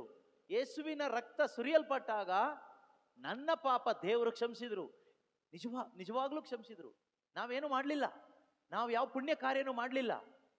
ಇದನ್ನ ನೀನು ನಂಬಿದಾಗ, ದೇವರೇ ನೀನ್ ನನ್ನ ಪಾಪವನ್ನ ತೊಳೆದೆ ಸ್ವಾಮಿ, ಎಂಥ ಒಂದು ಶ್ರೇಷ್ಠ ಕಾರ್ಯವನ್ನ ನನಗೋಸ್ಕರ ನೀನು ಮಾಡಿದ್ಯಲ್ಲಪ್ಪ ಅಂತ ನಾವು ದೇವರ ಕಡೆ ತಿರುಗುವಾಗ ಅಥವಾ ನಂಬಿಕೆ ಇಡುವಾಗ, ಯಾರೆಲ್ಲ ಯೇಸು ಕ್ರಿಸ್ತನಲ್ಲಿ ವಿಶ್ವಾಸ ಇಟ್ರೋ ಅವರೆಲ್ಲರಿಗೂ ಏನು ಹಕ್ಕು ಕೊಟ್ರು? ಈಗೇನು ಕೇಳಿಸ್ಕೊಂಡ್ರಿ? ದೇವರ ಮಕ್ಕಳಾಗುವ ಒಂದು ಹಕ್ಕು, ಒಂದು ಅವಕಾಶವನ್ನು ಕೊಟ್ಟರು. ಈಗ ಮಕ್ಕಳು ಆದ್ಮೇಲೆ, ನಾವು ಮಕ್ಕಳಾದ್ಮೇಲೆ ದೇವರು ನಮ್ಮನ್ನು ಸುಮ್ಮನೆ ಬಿಡೋದಿಲ್ಲ. ಏನ್ ಕೊಡ್ತಾರೆ ಗೊತ್ತಾ? ಪುತ್ರನ ಆತ್ಮವನ್ನ ಕೊಡ್ತಾರೆ. ದೊಡ್ಡ ಗಿಫ್ಟ್ ಏನ್ ಗೊತ್ತಾ? ಯಾರೆಲ್ಲ ನೀವು ಮಕ್ಕಳಾಗಿದ್ದೀರೋ, ದೇವ್ರ ಮಕ್ಕಳಾಗಿದ್ದೀರೋ, ನಿಮ್ಗೆ ಸಿಗೋ ದೊಡ್ಡ ಗಿಫ್ಟ್ ಏನ್ ಗೊತ್ತಾ? ಕನ್ಫರ್ಮೇಶನ್ ಬೇಕಲ್ವಾ? ಎಲ್ಲದಕ್ಕೊಂದು ಸಿಗ್ನೇಚರ್ ಬೇಕು. ಈಗ ನೀವೊಂದು ಆಸ್ತಿ ಮಾರೋದಾದ್ರೆ, ಈ ಆಸ್ತಿ ಇನ್ನು ಮುಂದೆ ನನ್ನದಾಗಿರುವುದಿಲ್ಲ, ಇಂಥವ್ರಿಗೆ ನಾನು ಇದನ್ನ ಕೊಟ್ಟಿರ್ತೇನೆ ಎಂದು ಸೈನ್ ಹಾಕಿ ಕೊಡ್ತೀರಿ. ನಿಮ್ಮ ಸಿಗ್ನೇಚರ್ಗೆ ತುಂಬಾ ಬೆಲೆ ಇದೆ. ಅಥವಾ ನಿಮ್ಮ ಹೆಬ್ಬೆಟ್ಟು, ನಿಮ್ಮ ಸಿಗ್ನೇಚರ್ ಅಥವಾ ಹೆಬ್ಬೆಟ್ಟು ತುಂಬಾ ಬೆಲೆ ಇದೆ. ಅದೇ ರೀತಿಯಲ್ಲಿ ದೇವರು ನಮ್ಮನ್ನ ಮಕ್ಕಳಾಗಿ ಸ್ವೀಕಾರ ಮಾಡಿದ್ದಾರೆ ಅನ್ನೋದಕ್ಕೆ ದೇವರು ಹಾಕುವ ಸಿಗ್ನೇಚರೇ ಪವಿತ್ರಾತ್ಮ. ಪವಿತ್ರಾತ್ಮ ಎಂಬ ಒಂದು ಮುದ್ರೆಯನ್ನ ನಮ್ಮ ಆತ್ಮದಲ್ಲಿ ಅವರು ಪವಿತ್ರಾತ್ಮನನ್ನ ಒಂದು ಮುದ್ರೆಯಾಗಿ ನಮಗೆ ಅವರು ನೀಡ್ತಾರೆ. ಪವಿತ್ರಾತ್ಮ ಮುದ್ರೆ ಅಲ್ಲ, ಪವಿತ್ರಾತ್ಮನನ್ನ ಒಂದು ಮುದ್ರೆಯಾಗಿ ನಮ್ಗೆ ಅವರು ಕೊಡ್ತಾರೆ. ಯಾರಿಗೆ ಕೊಡ್ತಾರೆ? ಎಲ್ರಿಗೂ ಕೊಡ್ತಾರಾ? ಎಲ್ಲರಿಗೂ ಕೊಡ್ತಾರಾ? ಇಲ್ಲ. ಯಾರಿಗೆಲ್ಲ ಕೊಡ್ತಾರೆ? ಮಕ್ಕಳಿಗೆ ಮಾತ್ರ. 4ನೇ ಅಧ್ಯಾಯದ 6ನೇ ವಚನ ಓದೋಣ. ಗಲಾತ್ಯದವರಿಗೆ ಬರೆದ ಪತ್ರಿಕೆ ಅಧ್ಯಾಯ 4 ವಾಕ್ಯ 6. ನೀವು ದೇವರ ಮಕ್ಕಳಾಗಿರುವುದರಿಂದಲೇ, ಕೇಳಿಸ್ಕೊಳ್ಳಿ, ನೀವು ದೇವರ ಇಚ್ಛೆಯಂತೆ ವಿಶ್ವಾಸ ಇಟ್ಟಿದ್ದರಿಂದ, ಕ್ರಿಸ್ತೇಸುವಿನಲ್ಲಿ ವಿಶ್ವಾಸ ಇಟ್ಟಿದ್ದರಿಂದ ದೇವರ ಮಕ್ಕಳಾಗಿದ್ದೀರಿ. ಮಕ್ಕಳಾಗಿರುವುದರಿಂದಲೇ ಅಪ್ಪ ತಂದೆಯೇ ಎಂದು ಕರೆಯುವ, ಅಪ್ಪ ತಂದೆಯೇ ಎಂದು ಕರೆಯುವ ತಮ್ಮ ಪುತ್ರನ ಆತ್ಮವನ್ನು, ತಮ್ಮ ಪುತ್ರನ ಆತ್ಮ ಅಂದ್ರೆ ಯೇಸು ಕ್ರಿಸ್ತನಲ್ಲಿದ್ದ ಅದೇ ಆತ್ಮವನ್ನ ದೇವರು ನಮ್ಮ ಹೃದಯಗಳಿಗೆ ಕಳುಹಿಸಿದ್ದಾರೆ. ದೇವರು ನಮ್ಮ ಹೃದಯಗಳಿಗೆ ಕಳುಹಿಸಿದ್ದಾರೆ. Praise the Lord, hallelujah. ನೋಡಿ, ಇದಕ್ಕಿಂತ ದೊಡ್ಡದೊಂದು ಆಶೀರ್ವಾದ ಏನಿದೆ? ಇದಕ್ಕಿಂತ ದೊಡ್ಡ ಆಶೀರ್ವಾದ ಯಾವುದೂ ಇಲ್ಲ. ನಾವು ದೇವ್ರ ಹತ್ರ ದೇವರೇ ಆಶೀರ್ವಾದ ಮಾಡಿ ಅಂತೆಲ್ಲ ಕೇಳೋದು ಚೀಪಾದ ಆಶೀರ್ವಾದಗಳೇ. ಯಾಕೆಂದ್ರೆ ನಮಗೆ ಸಿಕ್ಕಿರೋ ತುಂಬಾ ಕಾಸ್ಟ್ಲಿ ಆಶೀರ್ವಾದ. ಅದು ಯಾವುದು ಗೊತ್ತಾ? ಪವಿತ್ರಾತ್ಮ. ಈ ಪವಿತ್ರಾತ್ಮ ಸಿಕ್ಕಿದ ಮೇಲೆ ಮತ್ತೆ ಇನ್ನೊಂದು ಆಶೀರ್ವಾದ ಯಾರು ಕೇಳಕ್ ಹೋಗಲ್ಲ. ಪವಿತ್ರಾತ್ಮ ಇಲ್ಲದೆ ಇದ್ರೆ ನಮಗೆಲ್ಲ ಬೇಕು ಅನ್ಸುತ್ತೆ. ಪವಿತ್ರಾತ್ಮ ಇರುವವರಿಗೆ ಏನನ್ಸತ್ತೆ ಗೊತ್ತಾ? ಏಸು ಸಾಕು ನನಗೆ, ಏಸು ಸಾಕು ನನಗೆ, ಏಸು ಸಾಕು, ಏಸು ಸಾಕು, ಏಸು ಸಾಕು ನನಗೆ ಅಂತ ನಮ್ಗನ್ಸುತ್ತೆ. ನಾವು ತೃಪ್ತರಾಗ್ತೀವಿ. ನಾವೇನಾಗ್ತೀವಿ? ತೃಪ್ತರಾಗ್ತೀವಿ. ಇದನ್ನೇ ಯೇಸು ಕ್ರಿಸ್ತರು ಒಂದ್ ಕಡೆ ಹೇಳಿದ್ದಾರೆ. ಯೋವಾನನ ಶುಭ ಸಂದೇಶ 4ನೇ ಅಧ್ಯಾಯ 13-14 ವಚನದಲ್ಲಿ ದೇವರು ಈ ಮಾತನ್ನ ಹೇಳ್ತಾರೆ ನಮಗೆ. ಏನ್ ಹೇಳ್ತಾರೆ ಗೊತ್ತಾ? ಅವತ್ತು ಸಮಾರಿಯ ಸ್ತ್ರೀಗೆ ಹೇಳಿದ್ರು. ಅದೇ ವಾಕ್ಯ ಸಮಾರಿಯ ಸ್ತ್ರೀಗೆ ಮಾತ್ರ ಅಲ್ಲ, ಎಲ್ಲರಿಗೂ, ನನಗೂ ನಿಮಗೂ, ಪ್ರಪಂಚದಲ್ಲಿರುವ ಎಲ್ಲಾ ಮನುಷ್ಯನಿಗೂ ಈ ವಾಕ್ಯ ಅನ್ವಯ ಆಗತ್ತೆ. ಯೇಸು ಕ್ರಿಸ್ತರು ಏನ್ ಹೇಳ್ತಾರೆ ಓದೋಣ ನಾವು. ಆಗ ಯೇಸು ಈ ನೀರನ್ನು ಕುಡಿಯುವ ಎಲ್ಲರಿಗೂ, ಈ ನೀರನ್ನು ಕುಡಿಯುವ, ಈ ನೀರು ಆಯ್ತಾ, ಈ ನೀರನ್ನು ಕುಡಿಯುವ ಎಲ್ಲರಿಗೂ ಮತ್ತೆ ದಾಹವಾಗುತ್ತದೆ. ಮತ್ತೆ ದಾಹ ಆಗುತ್ತೆ. ಯಾವ ನೀರು? ಅವಳು ಬಂದಿದ್ದು ಬಾವಿ ನೀರು ಸೇರ್ಲಿಕ್ಕೆ. ಅವಳು ಬಂದಿದ್ದು ಅವಳ ಶರೀರಕ್ಕೆ ಬೇಕಾದ ನೀರು ತೆಗೆದುಕೊಂಡು ಹೋಗ್ಲಿಕ್ಕೆ. ಅರ್ಥ ಆಗ್ತಿದ್ಯಾ? ಆಗ ಯೇಸು ಅವಳಿಗೆ ಹೇಳ್ತಾರೆ, ಮಗಳೇ, ಈ ನೀರು ಕುಡಿಲಿಕ್ಕೆ ನೀನು ಏನು ಬಿಂದಿಗೆ ತಗೊಂಡು ಬಂದಿದ್ಯೋ, ಕೊಡ ತಗೊಂಡು ಬಂದಿದ್ಯೋ, ಈ ನೀರು ಎಷ್ಟು ಕುಡಿದ್ರೂ ನೀನು ಮತ್ತೆ ಬರಲೇಬೇಕು, ನೀರು ಎತ್ಕೊಳ್ಳೇಬೇಕು, ಕುಡಿಲೇಬೇಕು. ಈ ಶರೀರಕ್ಕೆ ನೀವು ಏನೇ ಕೊಡಿ ತೃಪ್ತಿಪಡಿಸಕ್ಕಾಗಲ್ಲ. ಆಗತ್ತಾ? ಈ ಶರೀರ ಯಾವತ್ತಾದ್ರೂ ಸಾಕಪ್ಪ ಅಂತ ಹೇಳಿದ್ಯಾ? ಇನ್ನೂ ಬೇಕು, ಇನ್ನೂ ಬೇಕು, ಇನ್ನೂ ಬೇಕು, ಅದೂ ಬೇಕು, ಇದೂ ಬೇಕು, ಅಷ್ಟು ಬೇಕು, ಇಷ್ಟು ಬೇಕು, ಅವ್ರಿಗಿರೋದೆಲ್ಲ ಬೇಕು, ಇವ್ರಿಗಿರೋದೆಲ್ಲ ಬೇಕು, ಅವ್ರ ತರ ಬೇಕು, ಇವ್ರ ತರ ಬೇಕು. ಆಸೆ ಪಡುತ್ತಾ? ಆಸೆ ಪಡುತ್ತಾ? ಶರೀರ ಇದ್ದವರಿಗೆಲ್ಲ ಆಸೆ ಇರುತ್ತೆ. ಶರೀರ ಇರಬೇಕು, ಶರೀರದ ಜೀವ ಇರಬೇಕು. ಶಾರೀರಿಕವಾದ ಆಸೆ ಎಲ್ಲ ಮನುಷ್ಯನಿಗೂ ಇದೇ ಇರುತ್ತೆ. ಯೇಸು ಕ್ರಿಸ್ತರು ಆಕೆಗೆ ಹೇಳ್ತಾರೆ, ಈ ನೀರು ಕುಡಿಯುವ ಎಲ್ಲರಿಗೂ ಮತ್ತೆ ದಾಹ ಆಗುತ್ತೆ. ನೀನು ಎಷ್ಟು ಕುಡಿದ್ರು, ಎಷ್ಟು ತಿಂದ್ರು, ಎಷ್ಟು ನೋಡಿದ್ರು, ಎಷ್ಟು ಮುಟ್ಟಿದ್ರು, ಎಷ್ಟು ಮಾತಾಡಿಸಿದ್ರು, ಇನ್ನೂ ಬೇಕು, ಇನ್ನೂ ಬೇಕು, ಇನ್ನೂ ಬೇಕು, ಇನ್ನೂ ಬೇಕು ಅನಿಸ್ತಾನೆ ಇರುತ್ತೆ. ಕೆಲವರು ನೋಡಿ ಬೆಳಗಿನ ಸಂಜೆ ತನಕ ಡ್ರಿಂಕ್ಸ್ ಎಲ್ಲ ಇರ್ತಾರೆ. ಅವ್ರಿಗೆ ಎಷ್ಟು ಕುಡಿದ್ರು ತೃಪ್ತಿ ಆಗೋದಿಲ್ಲ. ಕೆಲವರು ಬೆಳಗ್ಗೆಯಿಂದ ಸಂಜೆ ತನಕ ಮೊಬೈಲ್ ಫೋನಲ್ಲೇ ಇರ್ತಾರೆ. ಗೇಮ್ಸ್ ಆಡ್ಕೊಂಡು, ಏನೇನೋ ನೋಡ್ಕೊಂಡು, ಚಾಟಿಂಗ್ ಮಾಡಿಕೊಂಡು, ಅವ್ರಿಗೆ ಎಷ್ಟು ಚಾಟಿಂಗ್ ಮಾಡಿದ್ರು, ಗೇಮ್ಸ್ ಆಡಿದ್ರು ಅವರಿಗೂ ತೃಪ್ತಿ ಆಗೋದಿಲ್ಲ. ಇನ್ನು ಕೆಲವರು ಗರ್ಲ್ ಫ್ರೆಂಡ್, ಬಾಯ್ ಫ್ರೆಂಡ್ ಜೊತೆ ಕುತ್ಕೊಂಡು ಮಾತಾಡ್ತಾ ಇರ್ತಾರೆ. ಅವ್ರಿಗೆ ಎಷ್ಟು ಮಾತಾಡಿದ್ರು ತೃಪ್ತಿ ಆಗಲ್ಲ. ಇನ್ನು ಕೆಲವರು ಕತ್ತೆಗಳ ತರ ಬೆಳಗ್ಗೆಯಿಂದ ಸಂಜೆ ತನಕ ದುಡಿತಾನೇ ಇರ್ತಾರೆ. ಕತ್ತೆ ಕೆಲಸ ಮಾಡ್ತಲ್ಲ ಆ ಥರ. ಅವ್ರು ಎಷ್ಟು ದುಡಿದ್ರು ಅವ್ರಿಗೆ ಸಾಕಾಗಲ್ಲ. ಸುಸ್ತಾದ್ರೂ ಬಿಡಲ್ಲ ನೋಡಿ. ಹುಷಾರಿಲ್ಲ ಅಂದ್ರೂ ದುಡಿತಾರೆ. ಯಾಕೆಂದ್ರೆ ದುಡ್ಡು ಸಿಗುತ್ತಲ್ಲ. ಮಂತ್ ಎಂಡಲ್ಲಿ ಏನ್ ಸಿಗುತ್ತೆ? ದುಡ್ಡು ಬಿಟ್ಟು ಸಮಾಧಾನ ಅಂತೂ ಸಿಗಲ್ಲ. ನೀವು ತಿಂಗಳೆಲ್ಲ ದುಡಿದ್ರು ಕೆಲವ್ರು ಹೇಳ್ತಾರಲ್ಲ, ಫಾದರ್ ತಿಂಗಳೆಲ್ಲ ಕಷ್ಟಪಟ್ಟು ದುಡಿತೀವಿ, ಸಮಾಧಾನನೇ ಇಲ್ಲ. ನಾನು ಹೇಳ್ತೀನಿ ನಿಮಗೆ, ನೀವು ವರ್ಷ ಎಲ್ಲ ದುಡಿದ್ರು ಸಮಾಧಾನ ಸಿಗಲ್ಲ. ಬೇಕಾದ್ರೆ ವರ್ಷದಲ್ಲಿ 12 ತಿಂಗಳಿರುತ್ತಲ್ವಾ, 1 ತಿಂಗಳು ರಜಾ ಹಾಕಿ ಕುತ್ಕೊಂಡು ಬೈಬಲ್ ಓದಿ, ತುಂಬಾ ಸಮಾಧಾನ ಸಿಗುತ್ತೆ. ಮಾಡಿ ನೋಡಿ ಸಿಗುತ್ತೋ ಇಲ್ಲೋ ಅಂತ. ವರ್ಷ ಎಲ್ಲ ದುಡಿತೀವಿ, ನೆಮ್ಮದಿನೇ ಇಲ್ಲ. ನೆಮ್ಮದಿ ಇರಲ್ಲ. ಯೇಸು ಅದನ್ನೇ ಹೇಳಿದ್ದು. ಹಾಗಾದ್ರೆ ದುಡಿಬಾರ್ದಾ? ದುಡಿಬೇಕು. ಯಾಕೆ ದುಡಿಬೇಕು? ಊಟಕ್ಕಾಗಿ, ಬಟ್ಟೆಗಾಗಿ ಮಾತ್ರ ದುಡಿಬೇಕು. ಕೂಡಿಡ್ಲಿಕ್ಕೋಸ್ಕರ ಅಲ್ಲ ದುಡಿಬೇಕಾಗಿರೋದು. ಜಾಸ್ತಿ ಬಂದ್ರೆ ಎಷ್ಟೋ ಜನ ಇದ್ದಾರೆ, ಸಹಾಯ ಮಾಡಿ ಅವರಿಗೆ, ಒಳ್ಳೇದಾಗಲಿ. ಅದೇಂಗ್ ಮಾಡೋಕ್ಕಾಗತ್ತೆ? ನಾವು ಮನೆ ಕಟ್ಟೋದು ಬೇಡವಾ? ಸಾಲಗಾರ ಆಗ್ಬೇಕಾಗತ್ತೆ, ಒದ್ದಾಡ್ಬೇಕಾಗತ್ತೆ, ಶಾಂತಿ ಕಳ್ಕೊಳ್ತೀರಿ, ಆಮೇಲೆ ದೇವ್ರೆ ದೇವ್ರೆ ಅಂತೀರಿ, ದೇವ್ರನ್ನ ಬೈಕೊಳ್ತೀರಿ, ಏನ್ ಪ್ರಯೋಜನ? ಅದರಿಂದ ಪ್ರೀತಿಯ ಸಹೋದರ ಸಹೋದರಿಯರೇ, ಅದು ಯಾವುದು ಅಲ್ಲ ನಮಗೆ ಮುಖ್ಯ. ನಮಗೆ ಯಾವುದು ಮುಖ್ಯ? ನಮಗದು ಯಾವುದು ಮುಖ್ಯ ಅಲ್ಲ. ನಮಗೆ ಈ ಪರಿಶುದ್ಧ ಆತ್ಮರನ್ನ ಸ್ವೀಕಾರ ಮಾಡೋದೇ ಮುಖ್ಯ. ಈ ಲೋಕದಲ್ಲಿ ನಾವು ಎಷ್ಟು ಪ್ರಯತ್ನ ಪಟ್ಟರು, ಎಷ್ಟೇ ಕುಡಿದ್ರು, ಎಷ್ಟೇ ತಿಂದ್ರು, ಎಷ್ಟೇ ದುಡಿದ್ರು ನಮ್ಗದೇನು ಕೊಡೋದಿಲ್ಲ, ತೃಪ್ತಿ ಅನ್ನೋದು ಸಿಗಲ್ಲ. ಸಿಗಲ್ಲ. ಕೆಲವರು ನೋಡಿ, ಒಬ್ಬರನ್ನ ಮದುವೆ ಆಗಿರ್ತಾರೆ, ತೃಪ್ತಿ ಇಲ್ಲ, ಇನ್ನೊಬ್ಬನ ಜೊತೆಗೆ. ಅಲ್ಲೂ ತೃಪ್ತಿ ಇಲ್ಲ, ಇನ್ನೊಬ್ಬಳ ಜೊತೆಗೆ. ಅಲ್ಲೂ ತೃಪ್ತಿ ಇಲ್ಲ, ಇನ್ನೊಬ್ಬನ ಜೊತೆಗೆ. ಸಿಗಲ್ಲ. ಯೇಸು ಸ್ವಾಮಿ ಅದನ್ನೇ ಹೇಳಿದ್ದು, ಈ ನೀರು ನೀನು ಎಷ್ಟು ಕುಡಿತೀಯೋ, ಈ ಲೋಕದಲ್ಲಿ ಸಿಗೋದೆಲ್ಲ. ಎಷ್ಟು ದುಡ್ಡಿದ್ರೆ ನಿಮಗೆ ತೃಪ್ತಿ ಆಗುತ್ತೆ ಹೇಳಿ ನೋಡೋಣ. ಸದ್ಯಕ್ಕೊಂದು 50,000 ಸಾಕು ಅಂತೀರಿ. 50,000 ಸಿಕ್ಕಿದ ಮೇಲೆ 1,00,000 ಹೋಗುತ್ತೆ ಲಿಸ್ಟ್. 1,00,000 ಆದ್ಮೇಲೆ 3,00,000 ಹೋಗುತ್ತೆ.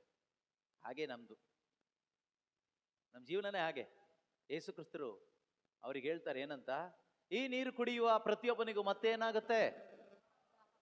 ದಾಹ ಆಗುತ್ತೆ.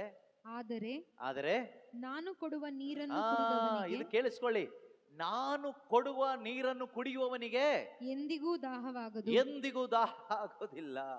ಮಾತ್ರ ಅಲ್ಲ, ಆ ನೀರು ಅವನಲ್ಲಿ ಉಕ್ಕಿ ಹರಿಯುವ ಬುಗ್ಗೆಯಾಗಿ ನಿತ್ಯ ಜೀವವನ್ನು ತರುತ್ತದೆ. ಬರೀ ಜೀವ ಅಲ್ಲ ತರೋದು, ನಿತ್ಯ ಜೀವ, ಇಟರ್ನಲ್ ಲೈಫ್, ನಿತ್ಯ ಜೀವ ತರುವ ಒಂದು ನೀರಿದೆ ಯೇಸು ಹತ್ರ. ಆ ನೀರಿನ ಹೆಸರೇ ಹೋಲಿ ಸ್ಪಿರಿಟ್, ಪವಿತ್ರ ಆತ್ಮ.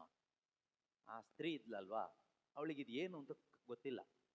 ಯೇಸು ಯಾರು ಅಂತಾನೂ ಗೊತ್ತಿಲ್ಲ, ಇವ್ರು ಏನ್ ನೀರ್ ಬಗ್ಗೆ ಹೇಳ್ತಾ ಇದಾರೆ ಅಂತಾನೂ ಗೊತ್ತಿಲ್ಲ. ಆದ್ರೆ ಅವಳು ಒಂದು ಮಾತ್ರ ಹೇಳಿದ್ಲು, ಸ್ವಾಮಿ ನನಗಂತ ನೀರು ಕೊಡಿ, ನನಗ್ ಬೇಕಾ ನೀರು. ಆದ್ರೆ ಹುಟ್ಟು ಕ್ರಿಶ್ಚಿಯನ್ಸ್ ನಾವು. ಆ ನೀರು ಪವಿತ್ರಾತ್ಮ ಅಂತ ಗೊತ್ತಿದ್ರು ನೀವು ಕೇಳ್ತೀವ ಆ ನೀರು ಕೊಡಿ ಸ್ವಾಮಿ ಅಂತ? ನಿಮ್ಮಲ್ಲಿ ಎಷ್ಟು ಜನ ಕೇಳಿದ್ರಿ ಈಗ ಹೃದಯದಲ್ಲಿ, ದೇವ್ರೆ ನನಗಂತ ನೀರು ಕೊಡಿ, ನಾನು ಕುಡಿಬೇಕು? ದಾಹ ಇಲ್ಲದೆ ಕುಡಿಯಕ್ಕಾಗಲ್ಲ. ಯೇಸು ಬಂದ್ಬಿಟ್ಟು ಜುಟ್ಟು ಹಿಡ್ಕೊಂಡು ಮನೇಲಿ ಅಮ್ಮ ಔಷಧಿ ಕುಡಿಸ್ತಾರಲ್ಲ ಮಕ್ಕಳಿಗೆ, ಚಿಕ್ಕ ಮಕ್ಕಳಿಗೆ ಮೂಗಲ್ಲಿ ಹಿಡ್ಕೊಂಡು ಕಷಾಯ, ಅದೆಲ್ಲ ಮಾಡೋ ದೇವರಲ್ಲ ಯೇಸು ಕ್ರಿಸ್ತರು. ಕರಿಸ್ಮ್ಯಾಟಿಕ್ ಬ್ರದರ್ಸ್ಗಳು ನಾವು ಮಾಡ್ಬೋದು, ನಿಮ್ಮ ಧರ್ಮಕೇಂದ್ರದ ಗುರುಗಳು ಮಾಡ್ಬೋದು, ಆದ್ರೆ ಯೇಸು ಸ್ವಾಮಿ ಇದೆಲ್ಲ ಮಾಡಲ್ಲ. ನೆನ್ಪಿಟ್ಕೊಳ್ಳಿ, ಅವರು ತಾಳ್ಮೆಯಿಂದ ಇರೋ ದೇವರು, ಕಾಯ್ತಾರೆ.